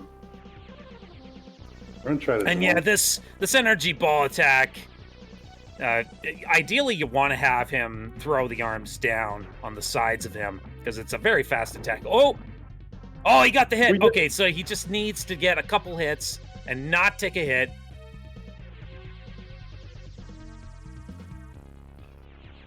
So the quick kill strategy is to get that set up, but then throw a bomb at a very specific point. Okay, there he goes. So, yeah, that's the Shuro fight. Pretty nasty fight. And, yeah, so that's pretty much the run in its entirety. He's just gotta get rid of the weak points of this, I guess, missile? I don't really know what it is. I will call it a spaceship. Spaceship works. Yeah, so this part's kind of annoying, too. These enemies kind of stationed on the sides, they can fire off this sort of flame attack. Oh, Okay. That's okay. Plenty of lives to spare. mm-hmm. And you get an extra bomb. If you don't have any bombs when you die, you do end up replenishing 1 bomb extra. Oop. Okay, we gotta work fast now. Didn't mean to Yeah. fall there. Go. I'll also mention now there's a time limit here too. Yeah. I'm assuming it's that time right up in the top Yep. corner there. Yeah, it does get faster and it does move. Remember, you do have a bomb. Oh, so close. Get up. Oh, he can grab. Okay. Didn't know he couldn't grab there. All right, we're getting it. We're gonna get it. We're gonna get it. You're gonna let me get it. Oh God, he's not gonna let me get it. He let me get it. All right, time's coming up now. Time. Nice. GG. Thank you. 26:39. Oh. Whew. Underestimate at least. Underestimate. Yeah. Ooh. Yeah, it's a very, very technical run, though. Like, The there's game a is lot. so frantic. Yeah, and there's like, I mean, aside from that auto scroller, there's like really no downtime at all. A lot of dangerous places to die, and a lot of improvising depending on your luck on certain fights. Yeah, which also I think gives like credits to the run because I like that. Like I don't know if it's preferred that people have like less RNG and things and such when it comes to the runs that they do, but I like the randomness and stuff. It keeps the run exciting to me and such. So that's partly why I love this game. Just besides it being a really cool game. I hate that I missed out on it growing up and such, and only found it as an adult. I mean, this is a game that had a very limited release, and since Blockbuster's no more, it's worth like probably way more than most people could ever hope to afford. Yeah, but that's okay. There's always the Japanese version. Yep. You don't lose anything for playing on that version other than Japanese text for the bosses' names. Yep. Well, Cypherin, you brought us 2 very difficult runs and you played them expertly, so thank you so much for this awesome showcase of some of your runs. Thank you for having me on here. I'm glad to show them off for you all, and again, I hope people will consider playing these 2 awesome games. And again, just thank you to Dagron for doing commentary for me. Yeah, big thanks to Dagron for coming and joining us for commentary. Mm-hmm. No problem. Thanks for having me. That was a lot of fun. Okay, well, I think we're going to take just a few minutes for a break. This is the last we're going to see of Cypherin, so good night to Cypherin. When we come back, we're going to have Irish Joker running Trauma Center Second Opinion for us. So stick around. We're going to be right back. Welcome back, everybody. We are here with GDQ Hotfix, and I'm your host, still Author Blues, and I'm joined by Irish Joker for a hard mode speedrun of Trauma Center Second Opinion. And before we jump into that, really quickly, just a few reminders. I wanted to remind everyone that SGDQ submissions have been reopened for one final round of submissions until June 17th. The first step tomorrow at 7 p.m. Eastern, playing Jack and Daxter. And if you want to know some information about any of our upcoming shows on GDQ Hotfix, especially our regular shows, you can check out the updated calendar of shows at gamesdonequick.com/hotfix. How are you doing, Irish Joker? Hey, how's it going? Pretty good. I'm really excited to see this run. This is a really, really technical precision speed run, so I'm looking forward to seeing what you got for us. Sure. Okay, so right now I'm just sitting in the options menu to turn off autosave, because after each operation, but for as a soft time save, it probably saves about 30 to 40 seconds overall on the run. Oh, oops. Was not expecting that. I wanted to start in... Oh, right, because I selected load game instead of new game, so now it thinks I'm doing new game plus. Sorry about that. No problem.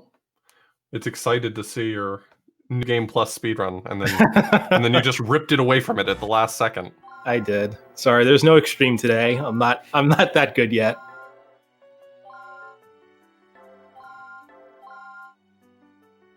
Okay.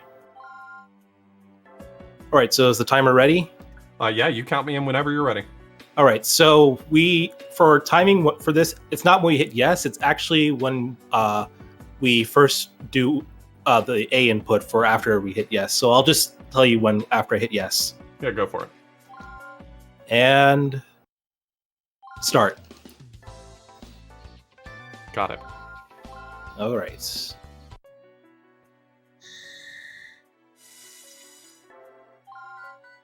Okay, so this is the first operation. It's obviously an introductory operation to like the basic tools that you'll use throughout the game. It's like very restricted. You can't even use most of the tools that you'll be using later on. I think all you get is like the sutures, gel, and the stabilizer. So what is the difference between the difficulty modes? So nothing really changes as far as requirements go. It's just, it mainly affects how much damage the patient will take from wounds, as well as how effective the stabilizer is.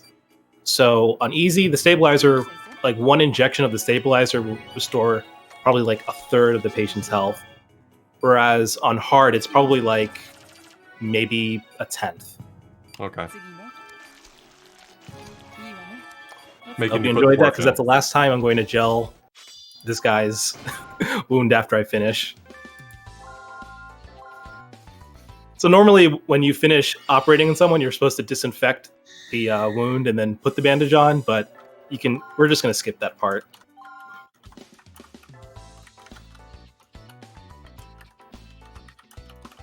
So I believe this one now will be the tumor operation, or I should say the first tumor operation. It's just a basic tumor extraction. Again, I think this also introduces the drain, but it still uses the same tools we used last time.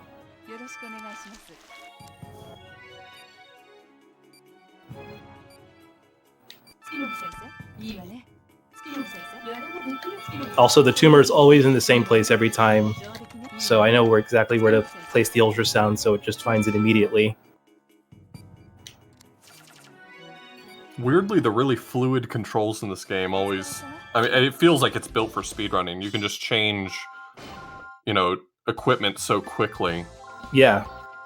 It also has text skipping built in, which is really, really nice. You don't have to keep tapping A. I can't believe you just excised that tumor in record time and you still only got a C rank for it. Yeah, the game for its ranking generally prefers precision, but it also, for some operations, just wants you to get a higher chain, which is, so like, anytime I do something correct, like gelling this incision,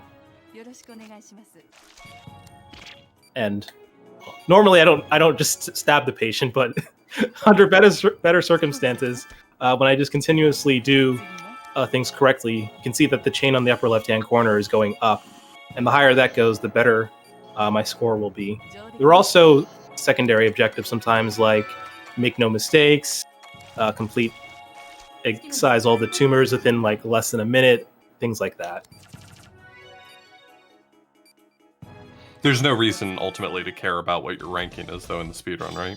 For this category, no. There is an excess category, which shout outs to Thurler for pretty much dominating that category. It's ridiculously challenging. How does that change the speedrun? Like just trying to get those higher rankings. Like what does that actually involve gameplay wise? So with XS, you generally just try to avoid making no mistakes throughout the run. Generally, I think there's like one exception with Tatari, although I confess I'm not as familiar with it as I should be. But yeah, that's the general thing with XS, is just being very cautious, but also going as quickly as possible. Also, XS includes the extreme operations, so even the operations that are harder than this category. You have to do those perfectly too. Yes, and I again that all that stuff is completely beyond me. So again, much praise to Thurler and SCSK, the only two runners to really have even completed a full XS run.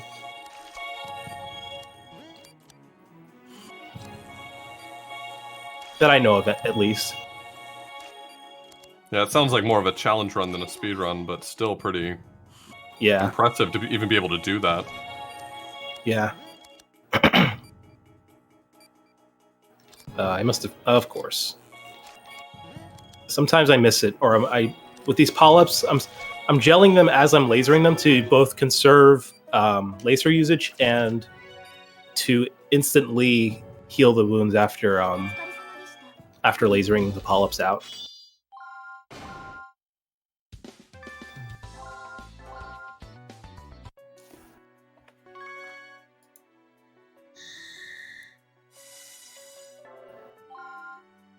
Okay, so we've, I think, yet another tumor operation, although this one has inflammations, which on hard, like on normal, we don't really pay too much attention to this operation, but here's when the mistakes will matter a little bit more, because after we get rid of all of the inflammation, little tumors, there will be the larger tumors that are in the large intestine, which will really hurt the patient as we extract them. So I'll need to be pretty careful here.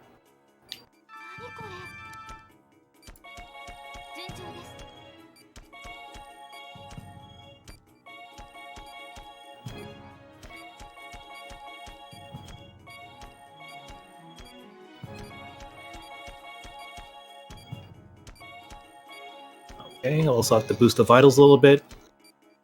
That should be enough. Provided I don't take too long finding each of the tumors. There we go.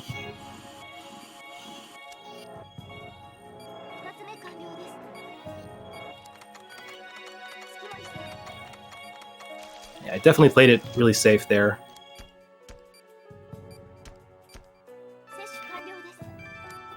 And then the game just, I guess part of the story, they just want you to be really sure that there isn't anything else left. So I just have to tap the ultrasound a few times and then close them up.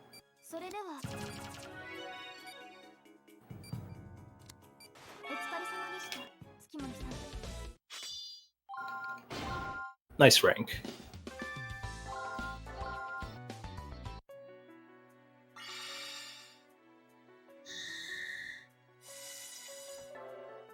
Okay, so we have another story chapter. What's nice about, well, it's debatable, but Second Opinion splits it has what's called story chapters. The story chapters don't have a rank. And then there's the operation. So the operation chapters generally have less text. The reason why I'm bringing this up is that New Blood combined the two. So I guess there are fewer incidents where I might be skipping through story content on New Blood, but on Second Opinion, I'd basically get to go through get to the next operation faster. All right, so this one introduces the defibrillator, excuse me. And of course, I'm messing it up.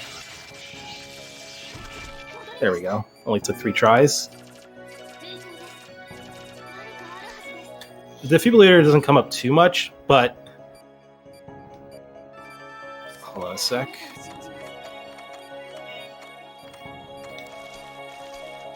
No, incidentally, it's coming up again.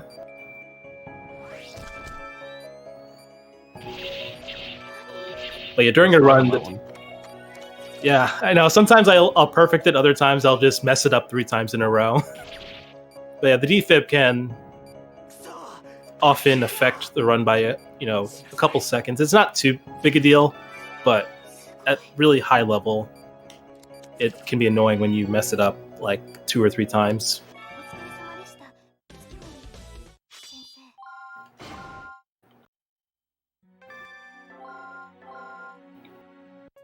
Also, after each operation, you don't have to read the text. You can just do episode select and it will still mark it as complete. All right, so now this is... I should also clarify that this game is technically the second in the series. It's the first one on the Wii, though. It's a soft remake of Under the Knife, which was released on the DS in 2005. And they added a second Doctor, Naomi Kimishima, as a kind of side story. So this is going on alongside the main story, which was, the original DS game. And her whole story is basically she's inadvertently helping to develop this virus called guilt that we'll be dealing with later on in the main story.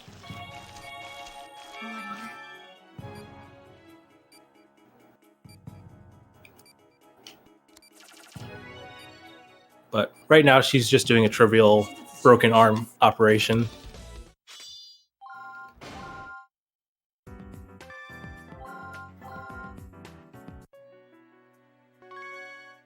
Alright, so now back to the main story. This operation, Thrombey Extraction, I like this operation. It's a great way for anyone who's interested in learning to, or wants to pick up this game as a speedrun. This will really teach you all of the different tools, switching between all the different tools using the nunchuck. Because for each of the thrombi I'm extracting, I'll have to go through 5 steps. I'll have to find it with the ultrasound, pinch it with the forceps, cut it out with the scalpel, and then treat the incision. So didn't drain it all the way.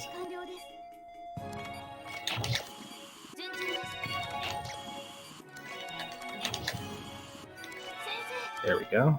So now for the second step, they're all going to come in much faster, so I'm just going to group them all up in one place. And then extract them all. Unfortunately, when you have gel left over, it will automatically close the incision I make, so I'll have to start the steps all over again. But yeah, as most of you probably just saw, I went through all 5 of those steps in only a couple seconds. But again, that's after I've practiced this op over and over and over again, getting the not only the sequence of switching the tools down, but also where each of the tools are on the nunchuck.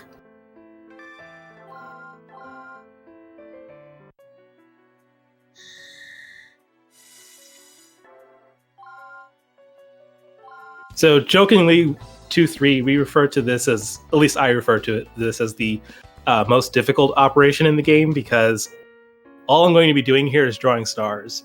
But more often than not, I tend to get inadvertently creative with what I draw. So sometimes it can end up looking like an hourglass if I draw it too fast. So for this, I'll have to draw 5 stars. It also gives me an outline in case I forget what a star looks like. And then I draw it on my own. Okay, so I only messed up once.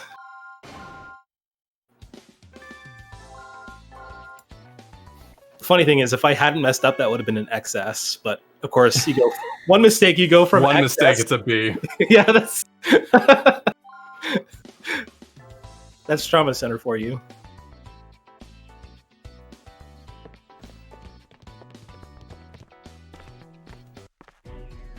All right, aneurysms. So aneurysms they're more annoying in New Blood.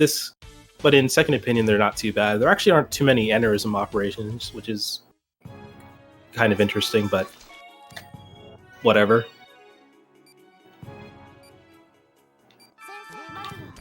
This operation also introduces the use of the magnifying lens, which is much better in this game than it was on the DS. In the DS, you had to draw a circle for it to zoom out, to zoom in and out. Oh wow! Yeah, which could get really annoying really quickly. That sounds really obnoxious. While you're trying to do other inputs. Oh yeah, same with the drain. The drain, you had to literally drag the whatever liquid you're draining up the screen of the DS without repositioning the drain, of course.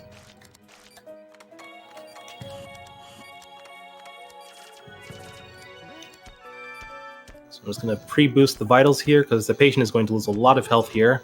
Because I'm only going to treat 2 of the aneurysms and let the other 2 burst.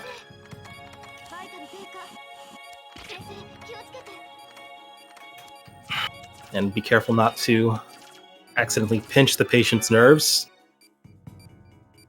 Again, that's why I pre-boost the vitals, so that isn't too big of a deal. I love how entirely unconcerned the game is with the quality of your sutures. I forgot to mention that for excess, that actually does also matter a lot. There are 3 grades in general whenever you do an action. I think, at least for suturing, that's probably the most common one. There's bad, good, and cool. On excess, for the most part, you just want to get cool. But since this is just a standard hard run, I'm not really concerned about how bad or cool my bandages and sutures are. Again, probably things you don't want to hear your surgeon say, but this is a speed run, so we're not too worried about that kind of thing. I hope all surgeons are moving this fast. Get me out the door.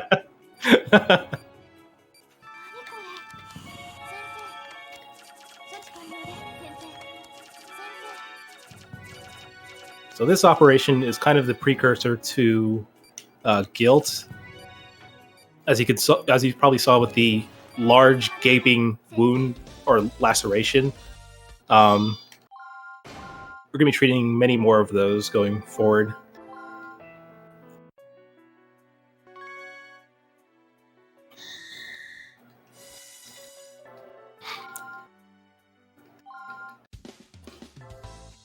So now we just have a story chapter. I forgot to hit start to avoid the title card, but no biggie.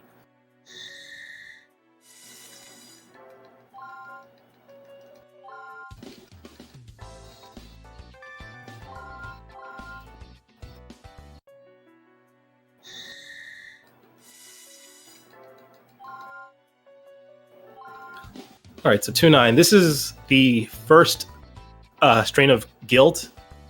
I forgot what the actual acronym for guilt stands for. It's been so long since I played the story. I think it's like gangulated eutrophin immunotoxin or something like that. But basically it's a manufactured virus that at the time of the story we don't know what's going on. But that's part of what this is all about. We're trying to figure out what's going on. Why is this patient having lacerations again? So we're just going to try and treat it and deal with whatever comes up. Also need to be careful. If I mispinch those lacerations on hard, the patient will instantly die. Oh, wow. So hard can be pretty unforgiving when it comes to certain mistakes. I also need to watch the vitals.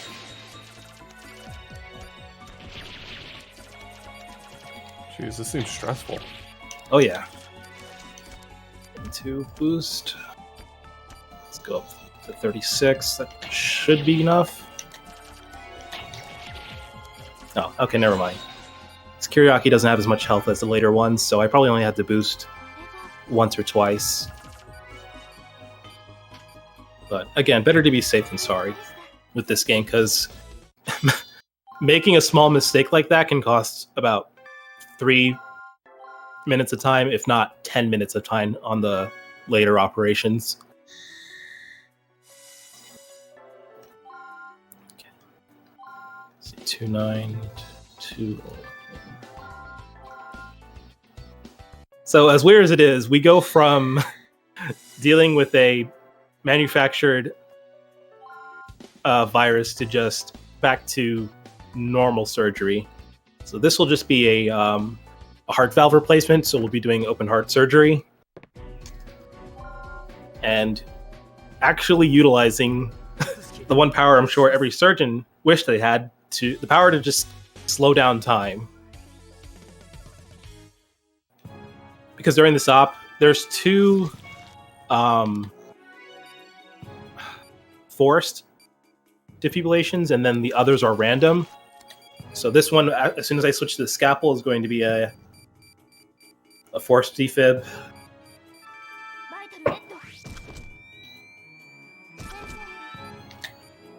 And then after this, I'm going to activate the Healing Touch to avoid the second one. Take out the heart valve, put in the artificial one, and then just perfectly suture up this heart like it's a melon. I honestly, to this day, still don't know what the exact hitboxes are for that heart. I'll have to check with the other runners later and have them berate me as to how to actually get a cool on the heart there.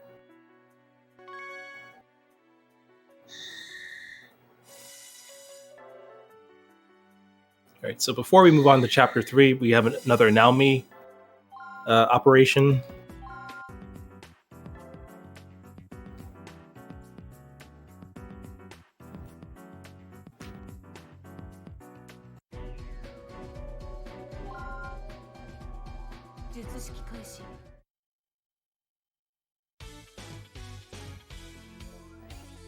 This operation's pretty trivial. It's just a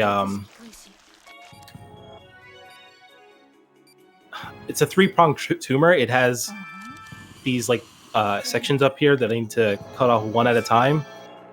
At first, it starts off, pretty normal. Just gotta drain the pus, excise it, and take it out. But when there's more than one, I have to try and take them both out as quickly as possible. Also, on normal and easy difficulty, I can normally cut all 3, but as soon as you take the last limbs off, the patient's vitals will just begin to decrease really quickly. So now, instead of just 2, we have 4, and this also introduces Naomi's Healing Touch, which is probably the best power throughout any game in the series. Whenever she treats or gets an okay on anything she does, it restores the patient's HP, as you can see up here. And that's really useful later on.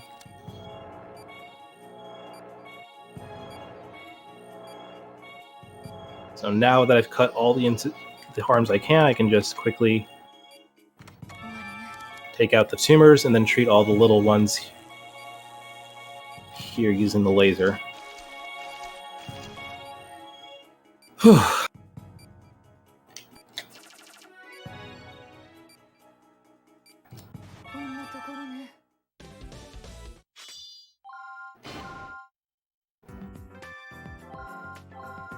Alright, so next, we'll be moving back to the main story now. Into Chapter 3, which, for anyone just joining us now, this is where we like, the runners and I like to joke about how this is where the run really starts, because some of the most random RNG, whatever you want to call it, dependent parts of the run come up here. We have Defterra, which I'll explain later, a bomb, which again I'll explain later, and a plane surgery, which has some randomness to it, but isn't as bad as the last 2. But for now, we'll be doing another Kiriaki mission, which I did earlier with the bats flying around, causing these large lacerations you may have seen earlier.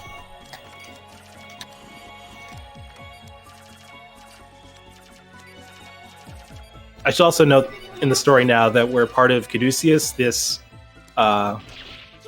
elite research organization for researching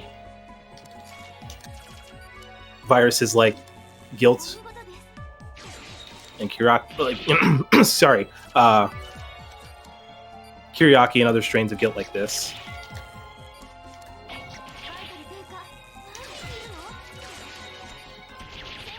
Now here comes the Queen Kiriaki. You need to, again, watch the vitals here.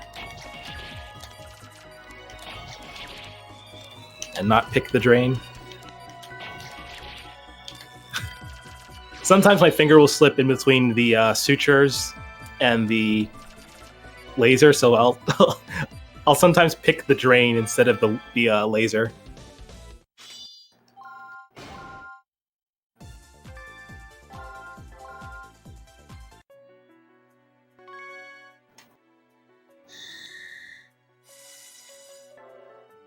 Okay, so we just have a quick story chapter and then Defterra. How much of this run is just like story chapters? I think it's actually been a while since I've played this story. If I had to guess though, since the run on average is about an hour and a half, the story probably takes up maybe 2 to 3 hours longer, depending on how slow you read. I should also add that I'm playing in Japanese because Japanese has fewer words per character than English. So the script in general is also smaller, so we get through each of the sentences much faster than English, which also saves about, I think last time I timed it was somewhere between 27 to 30 seconds. So between turning for language change. Yep. So just between turning off autosave and playing in Japanese, you can save about a minute before you even play the run. All right, here you are. So, Defterra. As you can see, these two, technically they're tumors, but I'll refrain from using any language stronger than that. But I basically have to wait until the two of them merge with each other. For some reason, of course, they're being really nice to me right now. But normally, do sometimes they move around at random, and sometimes they don't come together? Exactly. Sometimes they'll just bump around and completely ignore each other for the longest time, which will lose you time. You can use the gel a little bit to try and herd them, but that really hurts the patient, and we generally try to refrain from doing that on hard. So that first part was just to introduce you to Defterra. Now there are two pairs, and when two parts of Defterra of the same color stop, please, run into each other. Please stop. God, oh my, this is the worst luck I've ever had.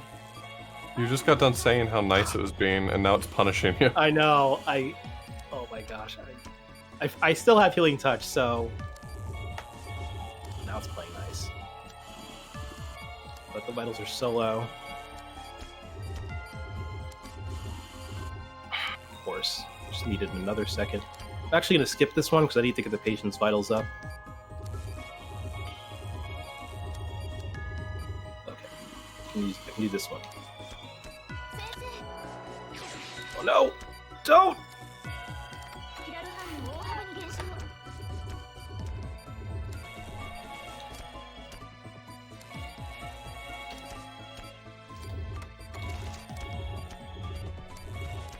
Okay, that was really scary. Tense. That was Yes. tense. I had to do that really, really well. Okay, we're good now. But as you just saw, please stop dying. Please, okay. It went from 40 to 10 in just 3 seconds, but yes, that as you saw right there, that is why we in the trauma center community are not the biggest fans of Defterra. It can be really mean. The good news is we're not going to see Defterra again for a while.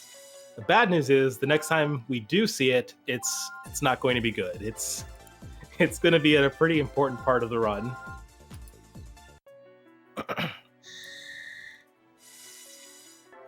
So now, after dealing with that mess of a guilt, we're just going to casually defuse a bomb because that's what you do after dealing with Defterra. You defuse a bomb.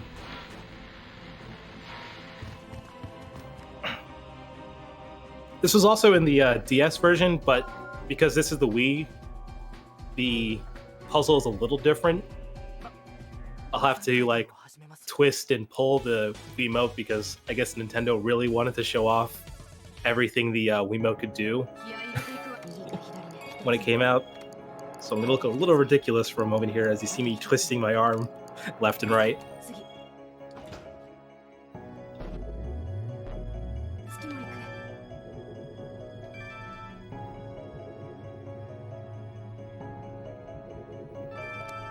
So now after twisting those screws, I get to pull and... Nope, not there. Push these pins in. And so now I get to burn off each of these panels using the laser. So if I hit a red panel twice, the bomb will explode. If I hit the red core in the center, the bomb will explode. If I go more than 50 miles per hour, the bomb will explode.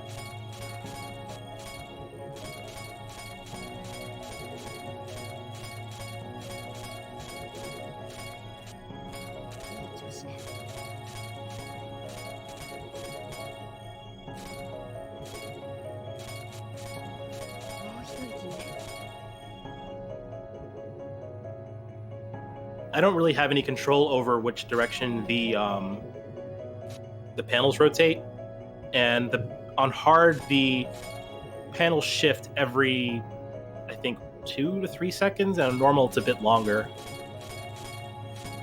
Is it random what direction it Nope. goes? It'll generally, so if there's a glowing panel, it will, after a couple seconds, try to just shift over to an adjacent panel. Gotcha. So I'll have to be careful.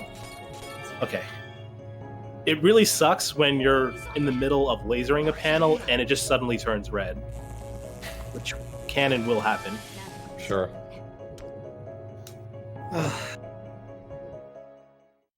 We did surgery on a bomb. It's always a sigh of relief when the bomb goes well, because there's a lot that can go wrong.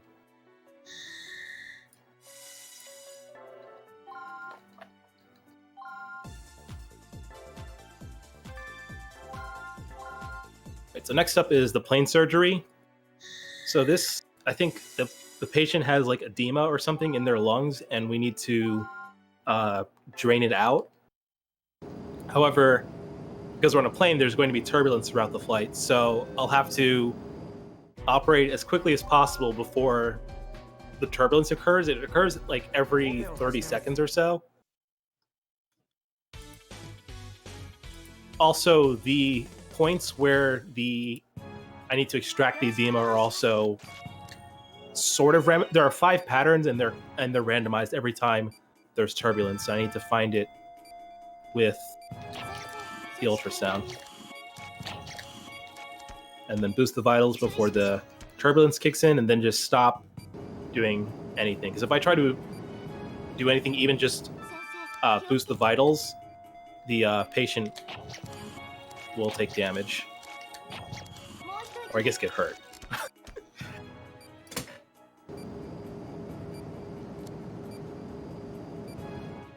Do you find that you typically have memorized like the order of operations for every single procedure, or is it you're responding pretty much as things pop up?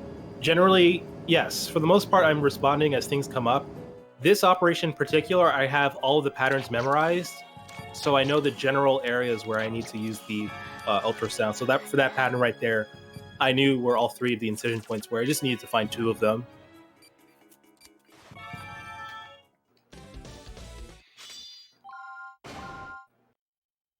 It seems like they could all feel quite samey after a while. Yep. Sometimes it can be. Kyriaki has, after the first one, it's a little different. It has, I should say it deals more damage to the patient the later operations on with Kyriaki. But yeah, Second Opinion does repeat a few operations, especially with Chapter 6. But I'll get into that later. So now this is now another strain of guilt. Casually, this one is really annoying because people, you generally want to avoid using the healing touch, but given that this is a speedrun, we're going to pretty much circumvent the whole puzzle that is treaty. So normally you're supposed to... Hold on a sec. Okay. You're supposed to extract each of these thorns and then take out the triangles in a certain way, so that way more triangles don't show up. But again, with the healing touch, we kind of get around the thorns respawning. and can just take them all out at once. On the DS version, this was even meaner because you had to not only take out the thorns, but also use the scalpel to cut out the triangles. And if you were too slow with either step, you could basically never finish the operation. And it was certainly a hard wall for many people who played the DS game.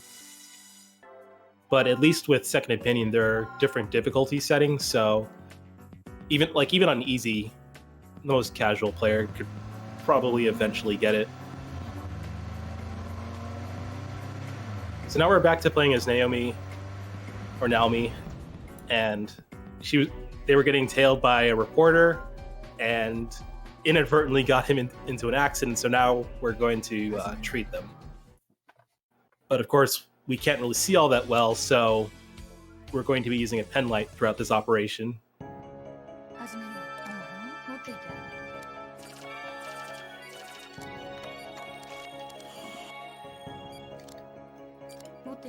I knew there was one more.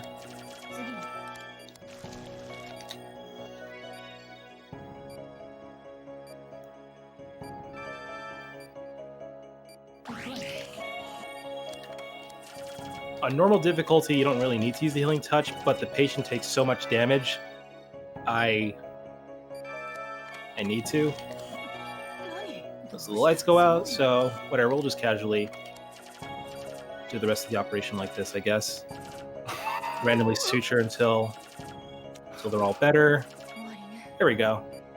So that's what you want to do when the lights go out. You just randomly suture into the patient until their wounds are fine. Hey, look, everything's fine. The patient's going to wake up to a bad time. Just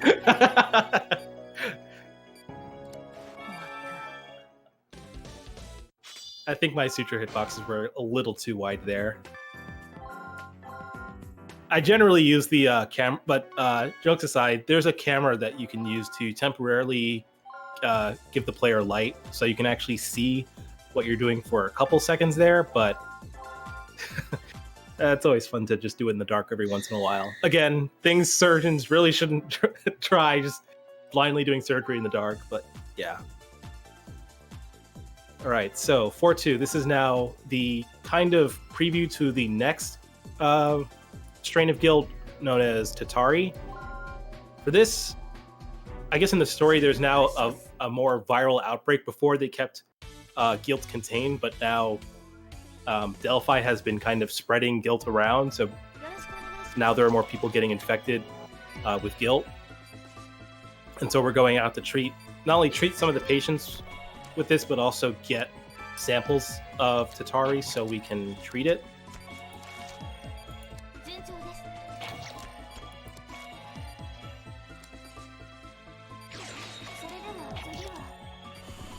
Alright, so that's the first sample.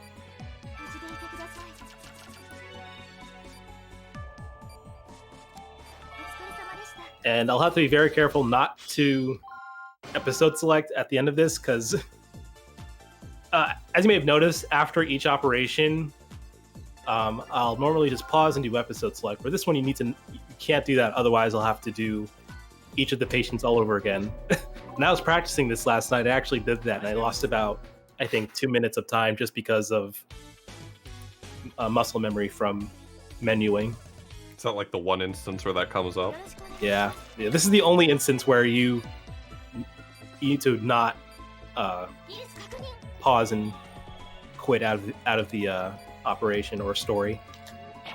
That guy had a sick backstroke.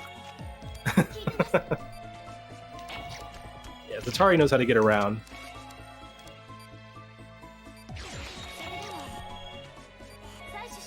Okay, that's the second sample. Also, slight fun fact, each of the patients have a different incision point based on what sample they have. So the first patient had a horizontal incision, this one had a vertical, the next one will have a diagonal. I don't know why Atlas included that small detail, but yeah, it's there. Just in case you were wondering. Yep.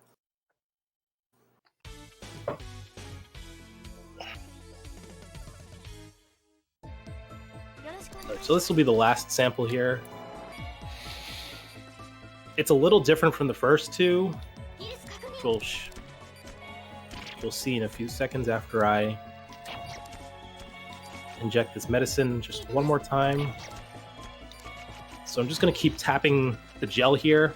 Normally, it just sporadically moves around and drops pus everywhere, but if you just keep tapping the A button while you have the gel selected on top of it, you can prevent the gas it releases from coming out, and also just neutralize it that much faster. So now that I've dealt with all three of the patients, or I should say I've obtained all the samples I need for Tatari, I can just quit out of the operation. And we can then move on to actually treating Tatari.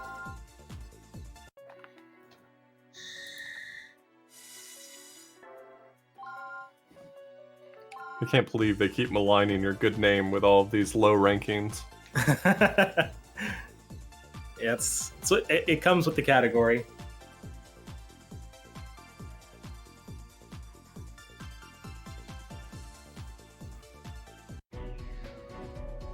This game is 100% anime and 100% medical procedural drama. Oh yes, I think one of the runners, Trojan, likes to call this the anime malpractice simulator, because this game is every one of these patients would sue. Every one of them would sue. Yeah, it's certainly very anime. So we have a few different colored tumors here. Have to inject all these different colored fluids into the tumors and then extract them.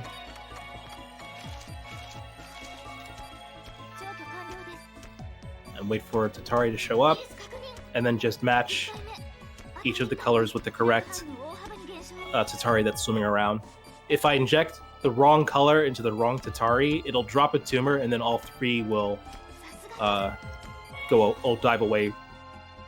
So I'll just have to be a little careful about where I inject each sample.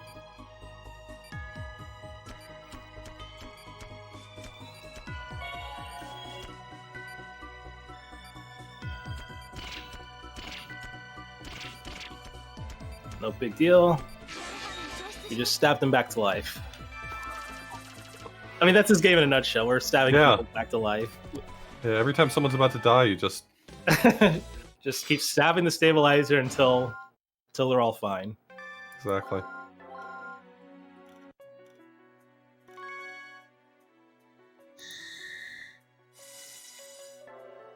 All right, so now the rest of this chapter is actually just going to be one. I think it's the 5th strain of guilt. Yeah, if not this. No, it's the 5th strain. Yes, known as Pempty. So this strain in particular in the story really stumps the researcher Victor here. So instead of just treating it right away like we did with Kyriaki and Treaty, we'll have to do a couple research operations and puzzles to better learn how to actually go about treating Pempty. So this first part all of this will just be trying to get a small sample of the Pempty strain that's affecting this patient. So first I'll be using the scalpel to see if I can cut it, which I can't. Then I'll use the laser, and even when it goes away, it still counts a little bit. So now I'll use the gel, and next I'll switch into using each of these samples. Ugh, it's a little too slow. Good. All right. That part can get a little worrisome because on hard, I need to inject a little bit more of the white stabilizer, and if I mistime it, then it kind of throws off the sequence I'm going through here.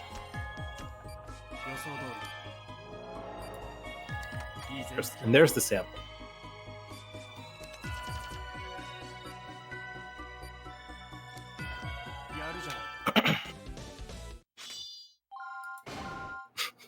Probably got a C because I think I messed up once there. The No big deal. I can't believe this guy is still alive. All All right, so now we're just gonna do a quick puzzle here because anime, I guess. It really puts into perspective how many procedures there are in this game, because every procedure feels like it takes 30 seconds to complete. Mm-hmm.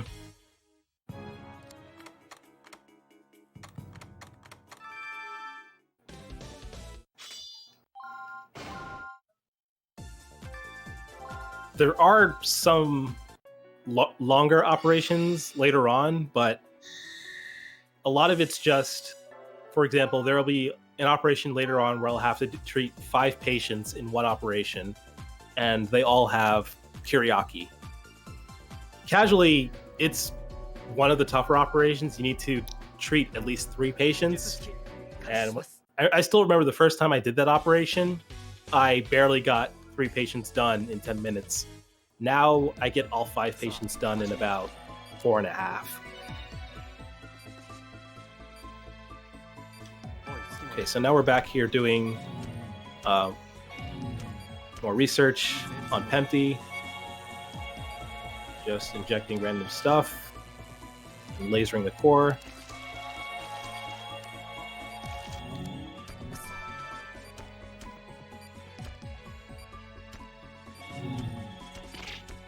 Of course.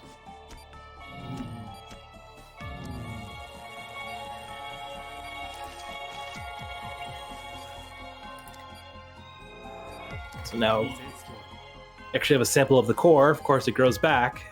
So, kind of have to wait and try again later. Let's hope he's still alive then. Yeah.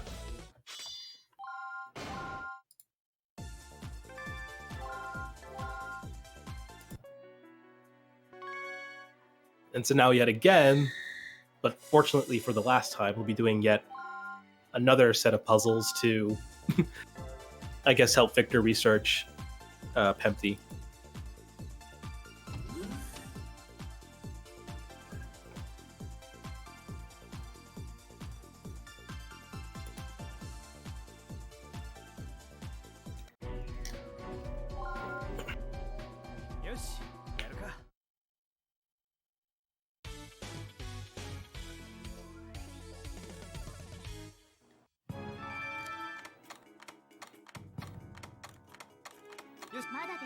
I have to admit, I got stumped by this puzzle when I was practicing it last night. Sometimes I forget where exactly each of these pieces can go. But a good tip for just remembering is that the blue piece on this will always go on the upper left-hand side, and the pink piece next to it. Hey, an XS! Only took having to do a trivial puzzle to Finally gain the respect we deserve. get yeah, exactly, getting the rank I'm truly deserving of. But all right, now we're finally actually getting around to dealing with Pempty once and, well, I say once and for all. We're actually going to do it a second time later in the story, but for now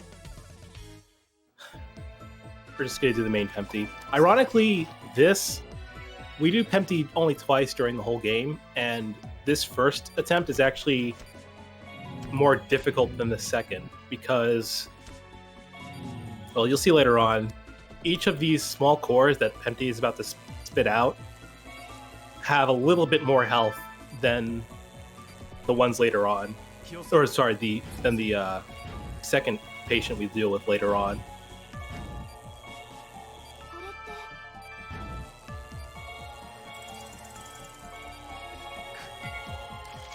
That pattern in particular is probably the most annoying one because I have to position my laser as accurately as I can to hit as many cores as possible as they spawn out like that. But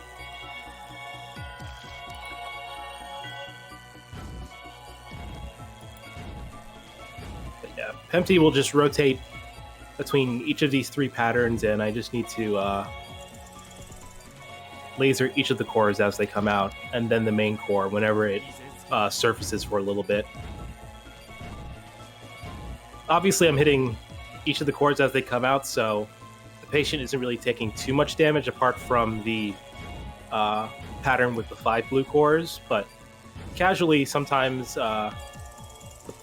casual players might mess up on a pattern or two, and then Pempy can get really out of control. So this is an interesting op because it's really just all about tempo rather than reacting like with Kiriaki or Paraskevi, which is another strain of guilt later on. Although I guess there's some reacting too. I'm just keeping the laser on over the cores as they come out, but it's very, I guess, similar. It's not too random.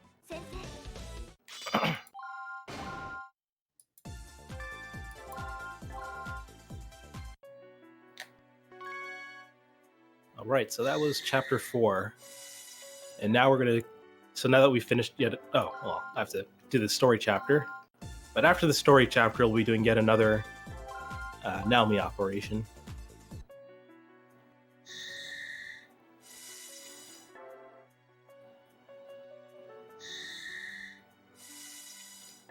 The transplant. I kind of like this op. It's certainly different, and probably the only transplant operation I like in this whole series. Kind of a soft joke on New Blood for anyone who's really familiar with the series, but anyway, so for this transplant, there'll first be a couple tumors I need to treat, and then we'll transplant the new organ into the patient.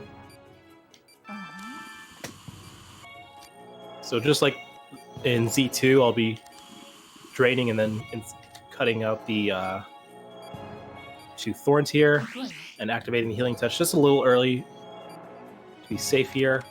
Because after I cut those 2 last parts off, the patient's vitals plummet pretty fast, and I don't want to risk losing the patient over misdrawing a star. Is there any penalty for doing it early? No, not really. I just have less time to utilize the healing touch throughout the operation. Gotcha. Cool. But yeah, after I excise the tumors, we put in the organ and then just connect all of the nerves together. And we're just waiting here because, as you probably saw with the stabilizer that I was injecting to the veins, I was using vasoconstrictor to constrict the veins to connect the organ more easily. So that was the transplant, and now we're back to chapter 5.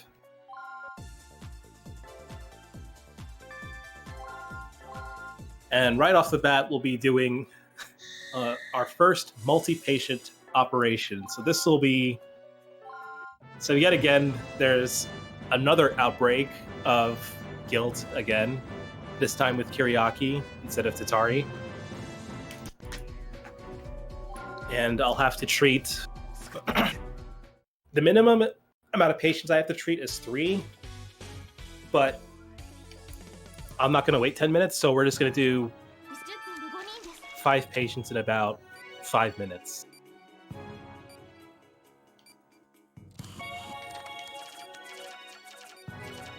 Provided I could suture. And now the game suddenly becomes a stickler.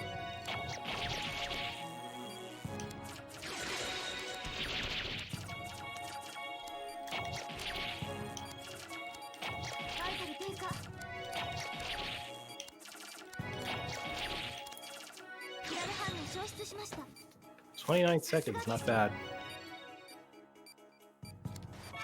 Well, 30 if you include the bandage.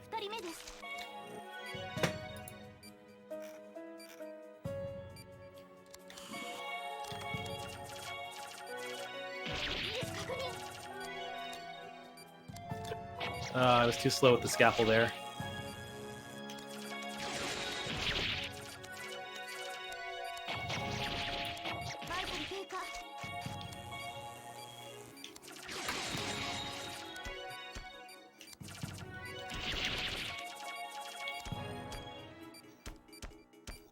On normal, I wouldn't have to inject this much, but of course, since Kiriaki is dealing much more damage than normal or easy difficulty, I need to inject a little more often. But on normal, you don't really have to wire. inject at all. Yeah, you can actually fall down to 0 vitals because there are hidden decimal values, but I wouldn't recommend sitting at 0. But it can happen.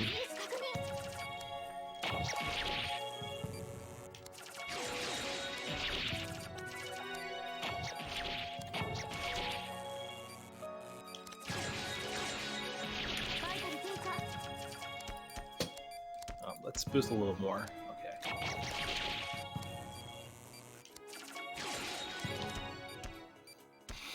Just need to boost a little more.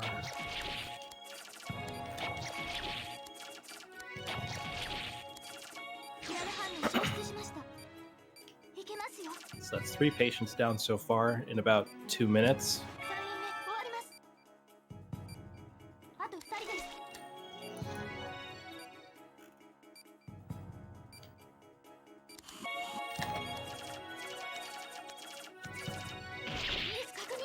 It may not seem like it, but those lacerations that show up every time I open up the patient, I'm slightly hesitant or careful with closing those up, because if I mess those up, it will, if it doesn't kill the patient, it will put them at a very low vital point, and I'll have to spend a few seconds boosting their vitals up to a better spot.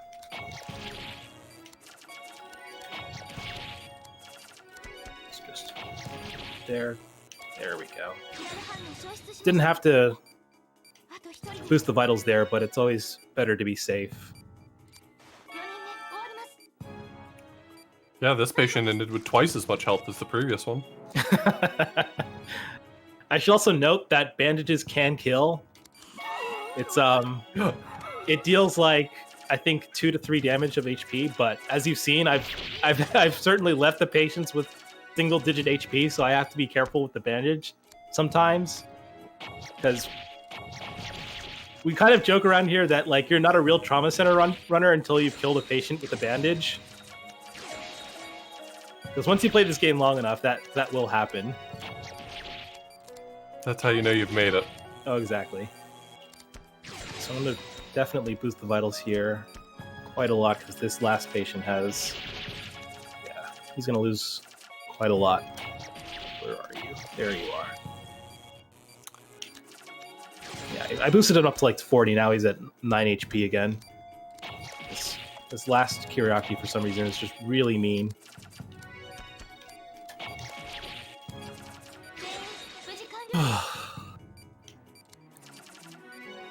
Let's not get the bandage kill here. Nice. Okay. If I had messed up there, I would have had to do all 5 of those patients again. And yes, that has happened before. It hurts. An A rank. I'm very proud. Oh yeah. You did 5 patients in 4.5 minutes. Good job. Good job there. We gave you an A. All right. 5-3.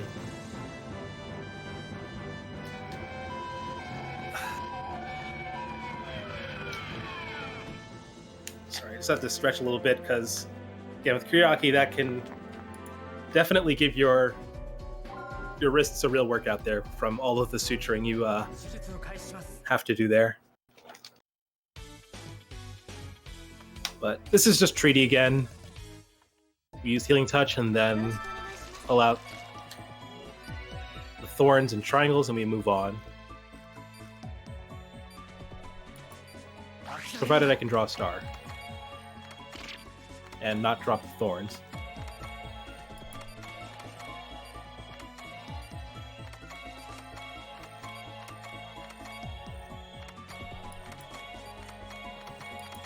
On XS, I believe you have to actually do the treaty puzzle because you can't use the Healing Touch. That's also another... I think it's a requirement for most XS operations. I could be wrong.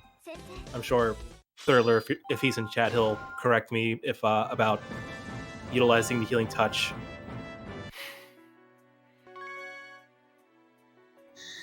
This game is just so much. It's incredible how much is constantly going on, and the game doesn't start off easy, and it doesn't get easier. Oh no, it does not. As a speedrun, you have to really know where all the tools are, when to use the healing touch, when not to use the healing touch, because there are some operations like Hiryaki where you do not want to use the healing touch, or Defterra.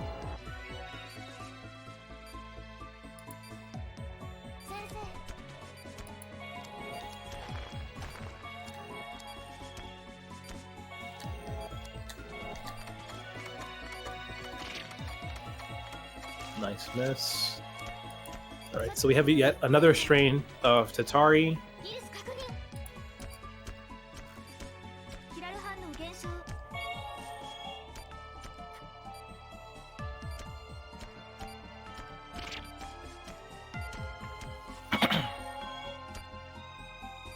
And this strain is basically the same as before, just injecting matching colors with the each of the Tatari that's moving around. Please, please. Okay. Sometimes they can be mean and just swim really close to each other. There we go.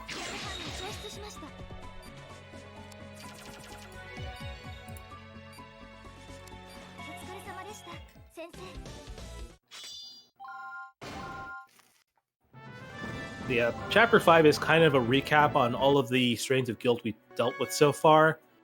And now we're going to actually do a new strain of guilt. The 6th strain, known as Paraskevi. I didn't hit start fast enough. A few people in chat have complimented your eye-hand coordination. It's ridiculous how easy you make this look. I've been speedrunning this game since 2014. So I think it's been about 6 years now. Wow, I'm old. But yeah. It definitely took a while to get this good. So Paraskevi is... honestly, it's probably the most disgusting guilt of them all. It's a worm that starts in your small intestine, burrows into your large intestine, and then into your stomach, and then into your heart and kills you. Actually, no, I think it's... no, never mind. It goes from the large intestine to the heart, and then kills you. Sorry. What a way to go. Yep. So I need to carefully laser each of these segments so they stop moving, and treat each of these sutures as I cut. Stop, please. Don't... okay. Unfortunately, I'm not doing the best job with the forceps here. Okay.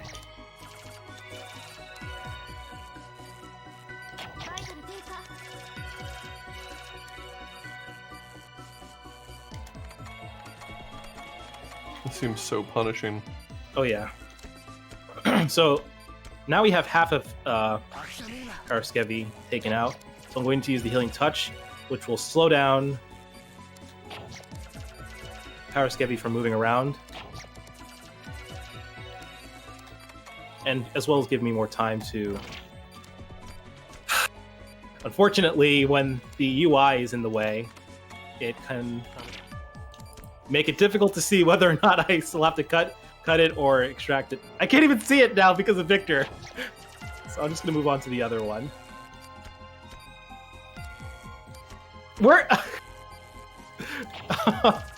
I can't say this happens all too often, but when it does, it's certainly a treat, I guess.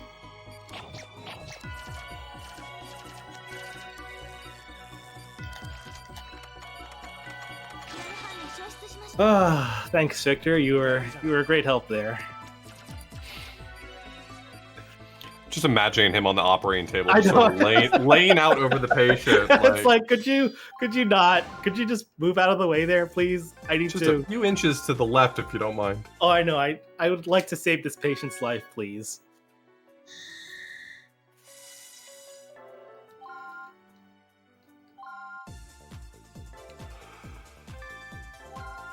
So that's 6 out of 7 strains of guilt.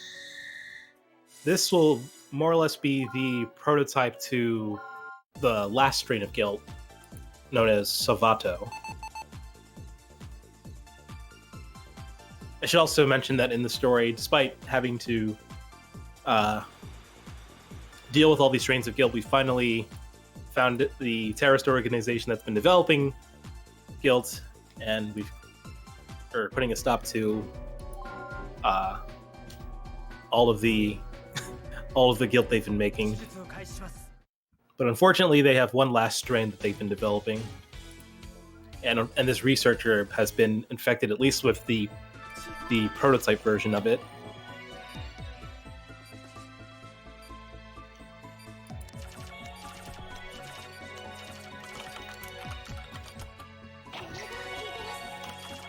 And so, yeah, he has these spiders that are coming out and cutting up his lung. So I have to laser them as quickly as possible. And then for this next part, I'm going to use the healing touch, so that way, because from here on out, each of these spiders are going to come out faster, and sometimes they'll merge together and make a big blue bug that will reduce the patient's vitals by like 70%. But we can skip that sequence by just using the healing touch and lasering the spiders as quickly as possible.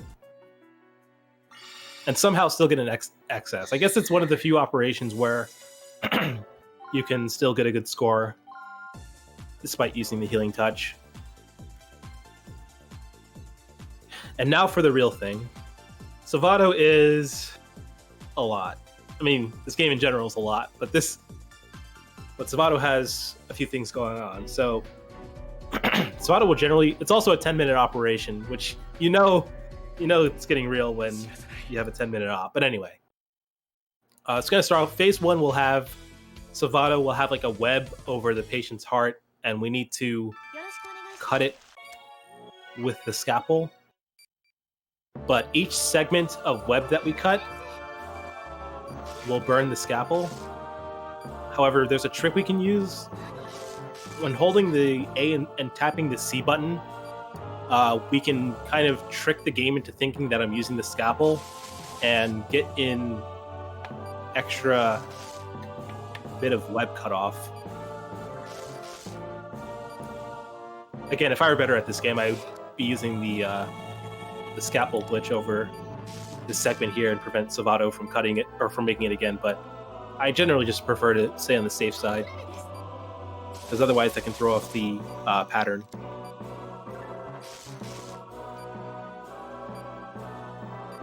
So I just have to wait for the scalpel to come back each time and cut each of the webs. And now we actually move into phase 2, where I actually attack Savato directly. So Savato's really annoying. It's also difficult to explain as I'm playing, but I'll do my best. One moment. Okay, so as you may have noticed, Savato is doing all these various attacks. Every time it does that attack, it restores its health up to its maximum. Up until I get an okay, I'm not really doing much damage to him. Let's say, for example, Savato has 100 HP. I need to get him down to 90 HP before I reduce his max HP. If I don't get an okay before he does his next attack, he's going to restore all of his health. So if I get him down to 91 and he does an attack, he's going back to 100.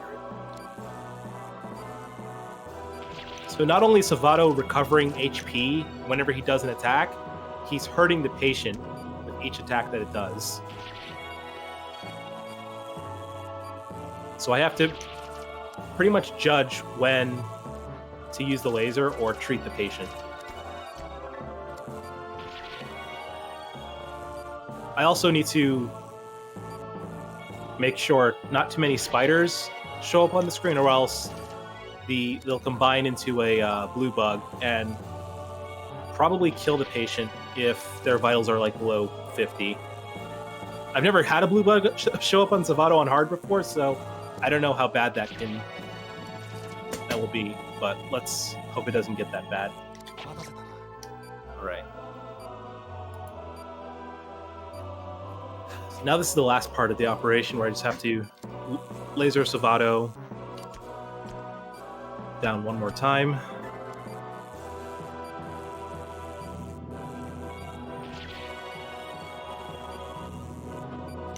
It's okay. Just wanted to burn out my laser there. It's just about to get him to, now that he restored his HP. Should just keep trying to laser him again. Good. I'm just going to burn out my laser here. Treat these wounds. Boost vitals. Treat these wounds. Go after it. Wrong medicine. I also need to keep the vitals above 30, or else Zavato will insta-kill the patient later on.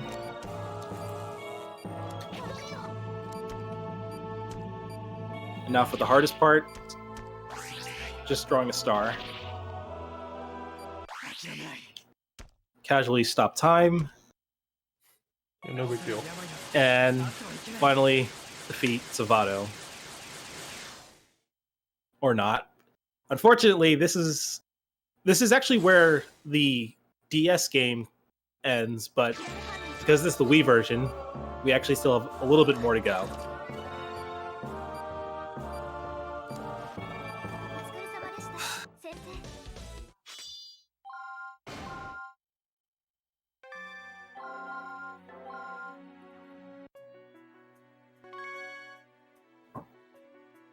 So yeah, that's for the most part, the main story is done now, and now we're going to move on to the last Z operation right before Caduceus took out Delphi. Basically, Kimishima's inadvertently wrapping up developing Zavato for them.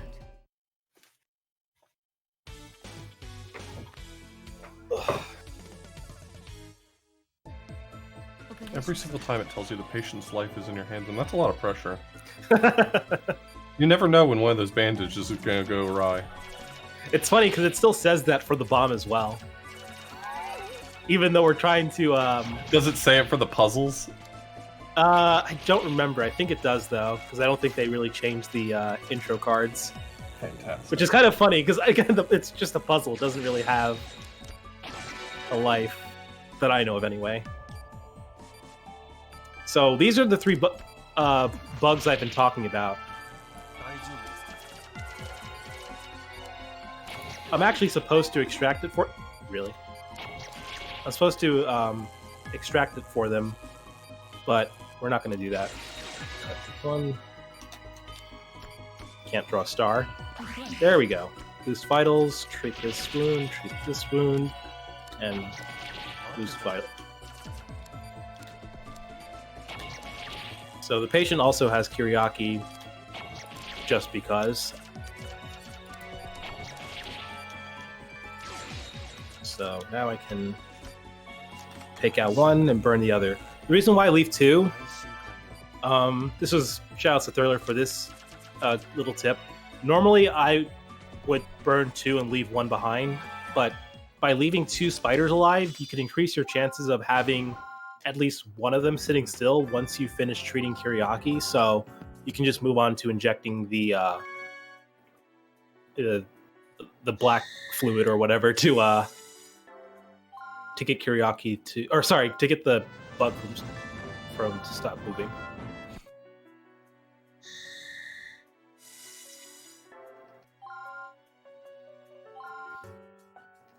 So yeah, that 6-1 was just explaining the ending of the DS version, more or less. And now we're moving on to extra operations. I say extra, they're more or less the hard versions of Guilt that we've dealt with so far.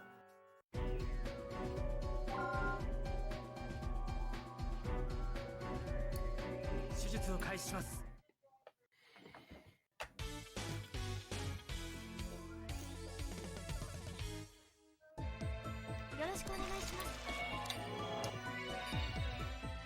Well, if you're showing up slightly late, we're just doing a fun showcase tonight. Our regularly scheduled programming for Wednesday nights took a week off, so we wanted to put together a fun show tonight. If you missed it, all of our shows do go up on YouTube, so you can make sure that you check youtube.com/gamesdonequick.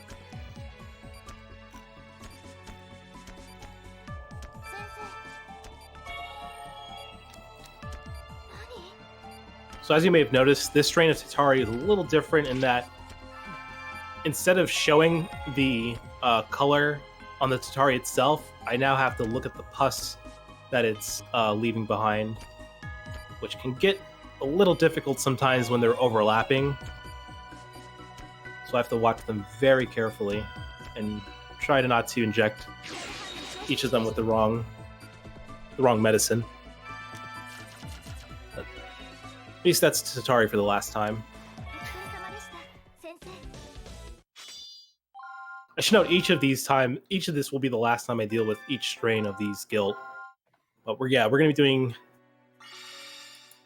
I gotta take that back. Kiriaki, we have to do. So this is gonna be an interesting one. This is both Kiriaki and Paraskevi at the same time.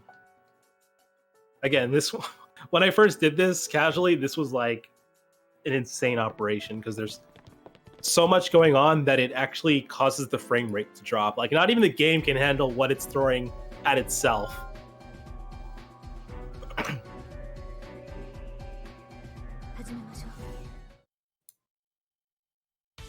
So yeah, if you notice like a lot of slowdown, it's not the stream, it's just the game trying to display too much at once.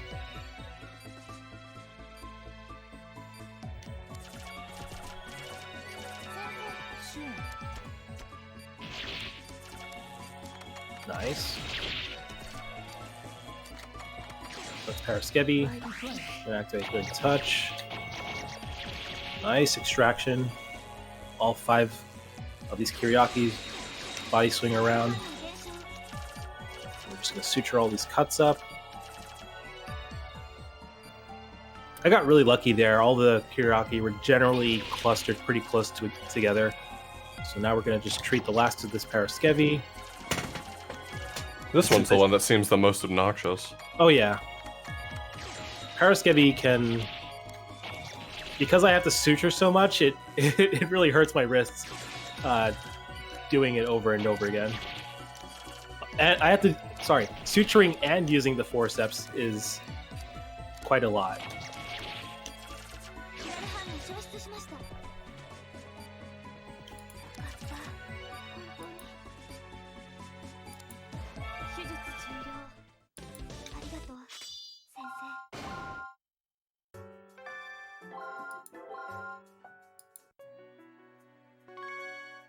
See. Oh, you dealt with 2 strains of guilt at once in 1 minute? See. We expect better from you, Doctor. Oh, this is a story.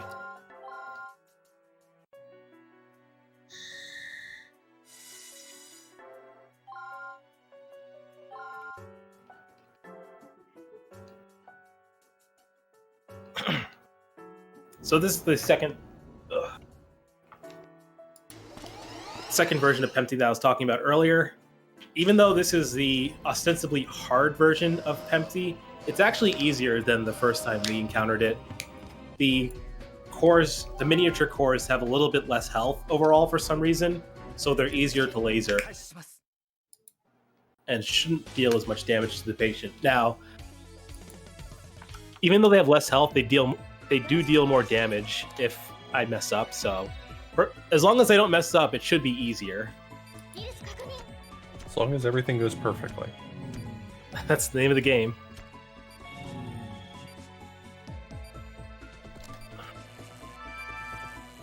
So same as before, I'm just going to keep the laser on and train the laser on whatever cores come out.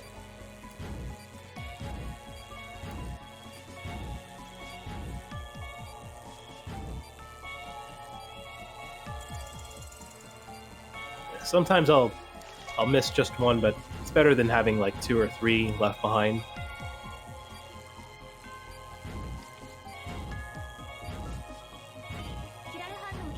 Oh, that was close. Almost missed that one.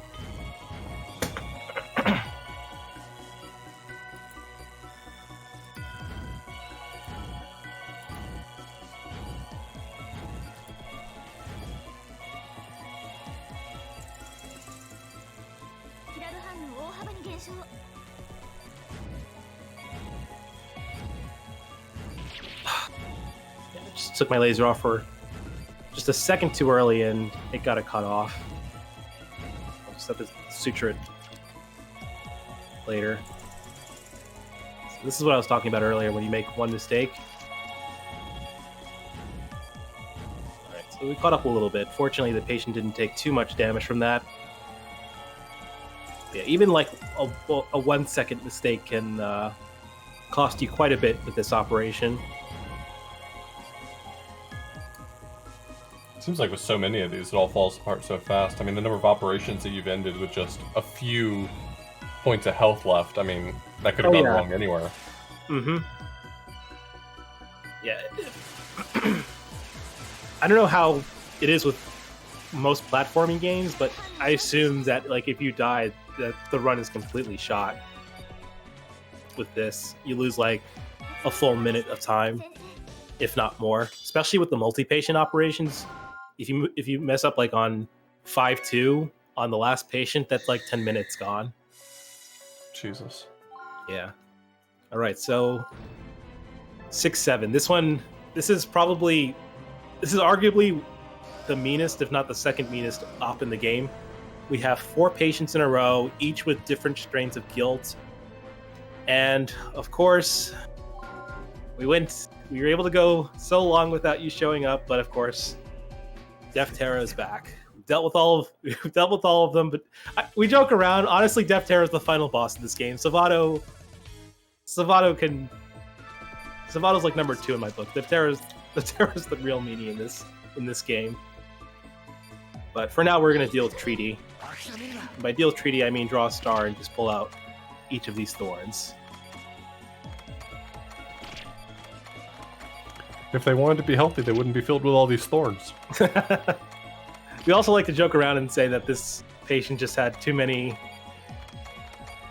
Doritos in their pancreas or whatever. Not even sure what organ we're operating on at this point. It's all those kale chips.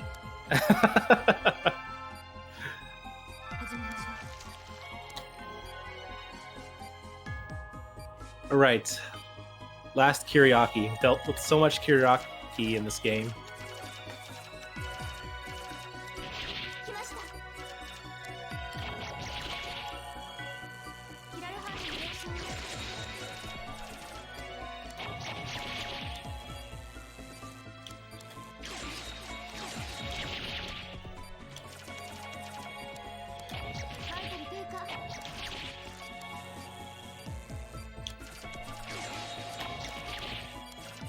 Watch the health.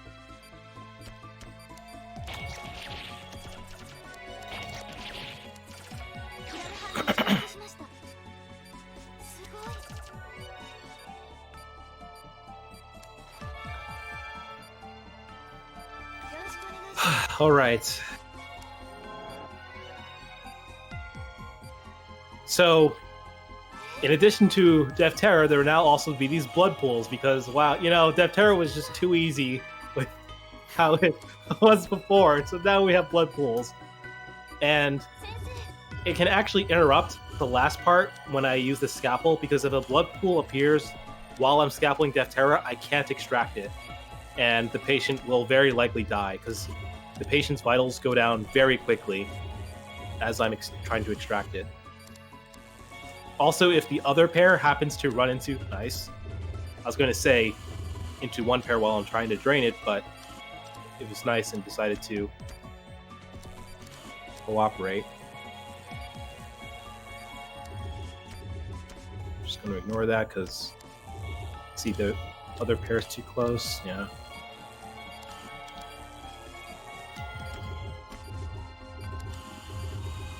we're not going to go for the double today.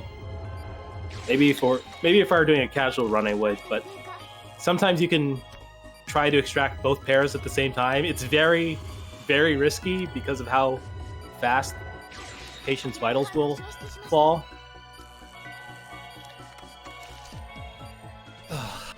But it does save quite a bit of time if you manage to pull it off. It's a high risk, high reward strat. All right, last patient, but of course it's also next. It's I would say it's tied with Deftera for being pretty difficult because it's right on the patient's heart, and it's Paraskevi. I cannot let any segment of it burrow, or else the patient will instantly die. Jeez. So, and on hard, I get maybe, I'd say 4 seconds to stop the segments from swimming around. Angie will yell like Ikimasen when it's about to burrow. Oh, there it is. Yeah, I know.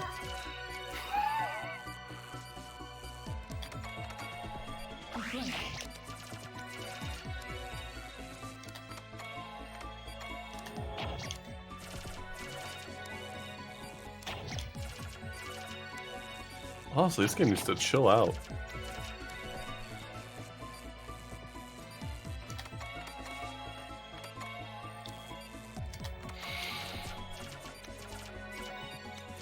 Oh, my wrist. That's so much suturing.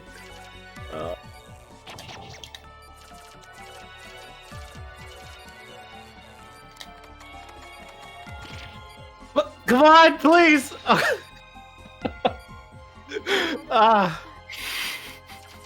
Okay. So much pinching and suturing, it really hurts after a while. But we're almost done, so... fortunately, we won't have to put my poor wrist through That too was much. stressful. Yeah, it's 6-7 is very, very stressful between Deftera and Paraskevi right at the end there. And now the cherry on top is Savato yet again. And although the good news is we have Naomi with us to help, and it's really cool because I don't have to really worry about having any leftover spiders or lacerations for this op, and I can also use Naomi's healing touch during this op to restore vitals in case they get too low. So in that way, it's a little easier, but on the other hand, Savato has much more health this time. So same as before, I'm going to be using the scalpel to cut the webs, and now we'll be moving on to Naomi. Of course, I get the bad pattern. There are 2 patterns you can get during this phase. One pattern will have 4 seconds, the other will have 5, and if it has 5, Savato will, unless you're actually good at this game, you can you'll have to use the scalpel glitch to cut it. But this one's always the same. Also, as you see, as the webs turn red, if it turns red all the way, the patient will lose like 30 vitals.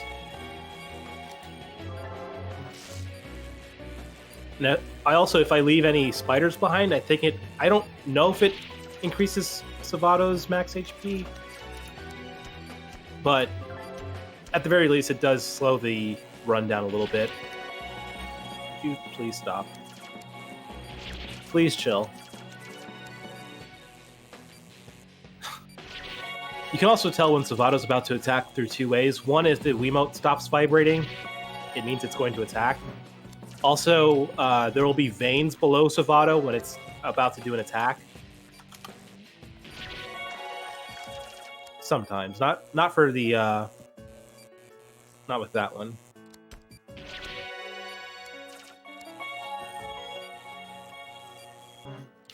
My luck is so bad.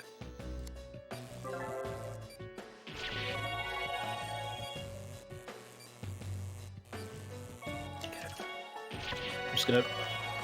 I had the suture selected. I'm just gonna burn out the laser so I can reset it and boost the vitals. Okay, that's fine. As long as he doesn't do another attack while I'm lasering here. Good.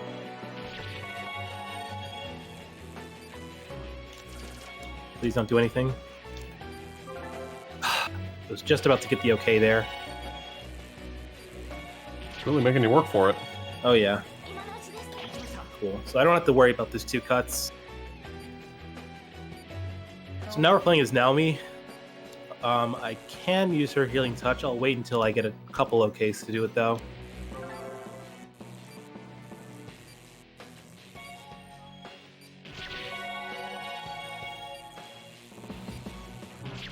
It's fine.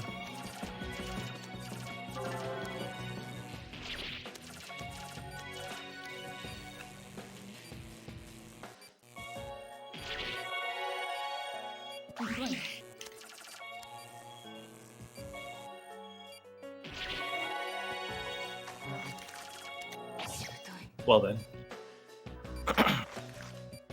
Was not expecting to get the okay and burn out the laser. But we're in a really good spot. Not time-wise, but as far as the operation's going. Patient's health is pretty high, despite having a flaming spider in his heart.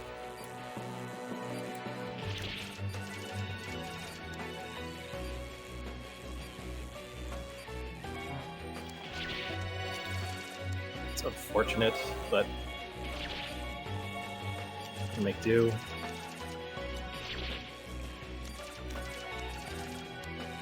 Okay, so Vado was pretty mean there with how many attacks it got in while my laser was recharging, as well as I had to suture a lot of cuts there.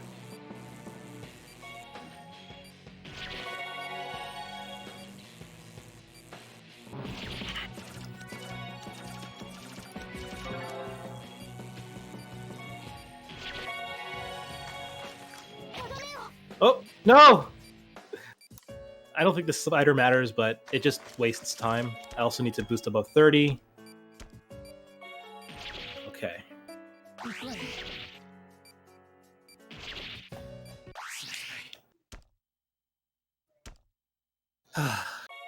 This last part always makes me so nervous because I've actually lost runs to failing to draw a star because there's also a lot of lag. This guy really wants you to be stressed out, though. Of course, but it's all good now. Savato's done, and we've dealt with the last strain of guilt.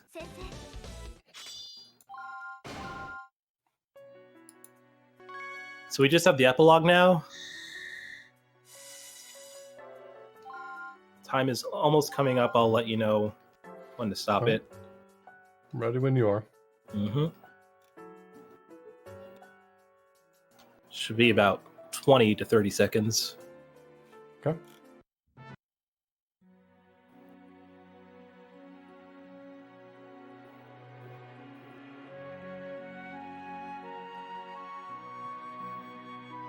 And time. Nice. GG. I got a 133.27. Fair. Not my best run, but decent enough. That is a tough run, though. Oh yeah, this run is pretty challenging. We had no fails, right? You didn't. No, I didn't kill a single patient somehow. Everyone lived. Everyone gets to live. I didn't sequence break on Tatari. Didn't blow up the bomb. Defterra didn't ruin this run. I think that's a victory in of itself. So, but yes, thank you very much, Hoth, for inviting me to stream Trauma Center. I hope all of you enjoy the run. Yeah, thank you for being here. Irish Joker, check out his stream. You play a number of different Trauma Center games as well, right? Yes, I'm currently working on Trauma Team. It's been the white whale of this series for most of us. The only other runner who's done a full run of this has been SESK, and that was 10 years ago. I'm trying to put together a sort of a pseudo New Game Plus category. It's kind of long to explain, but basically it'll enable text skipping and hopefully save a lot of time and make this game more accessible for everyone else. So hopefully after I get some more routing done and notes taken about what I need to do with that game, I can start streaming more runs of Trauma Team in the future. So be on the lookout for that. Yeah, everyone follow Irish Joker to be able to check out more of that. Thank you so much for being here. Thank you, everyone, for being here tonight. This is us wrapping up our show. Before you go, I do want to remind you that tomorrow at 7 p.m. Eastern will be our next show. That'll be the first step with Jay Hobbs and Kizaron playing Jack and Daxter. For the entire schedule of our regular shows, this one being irregular because the Hotfix Gauntlet was taking the week off. For the rest of our shows, you can definitely check out gamesdonequick.com/hotfix. Thank you again, Irish Joker, for being here, and thank you everyone else for being here. Thanks for having me. All right. Bye.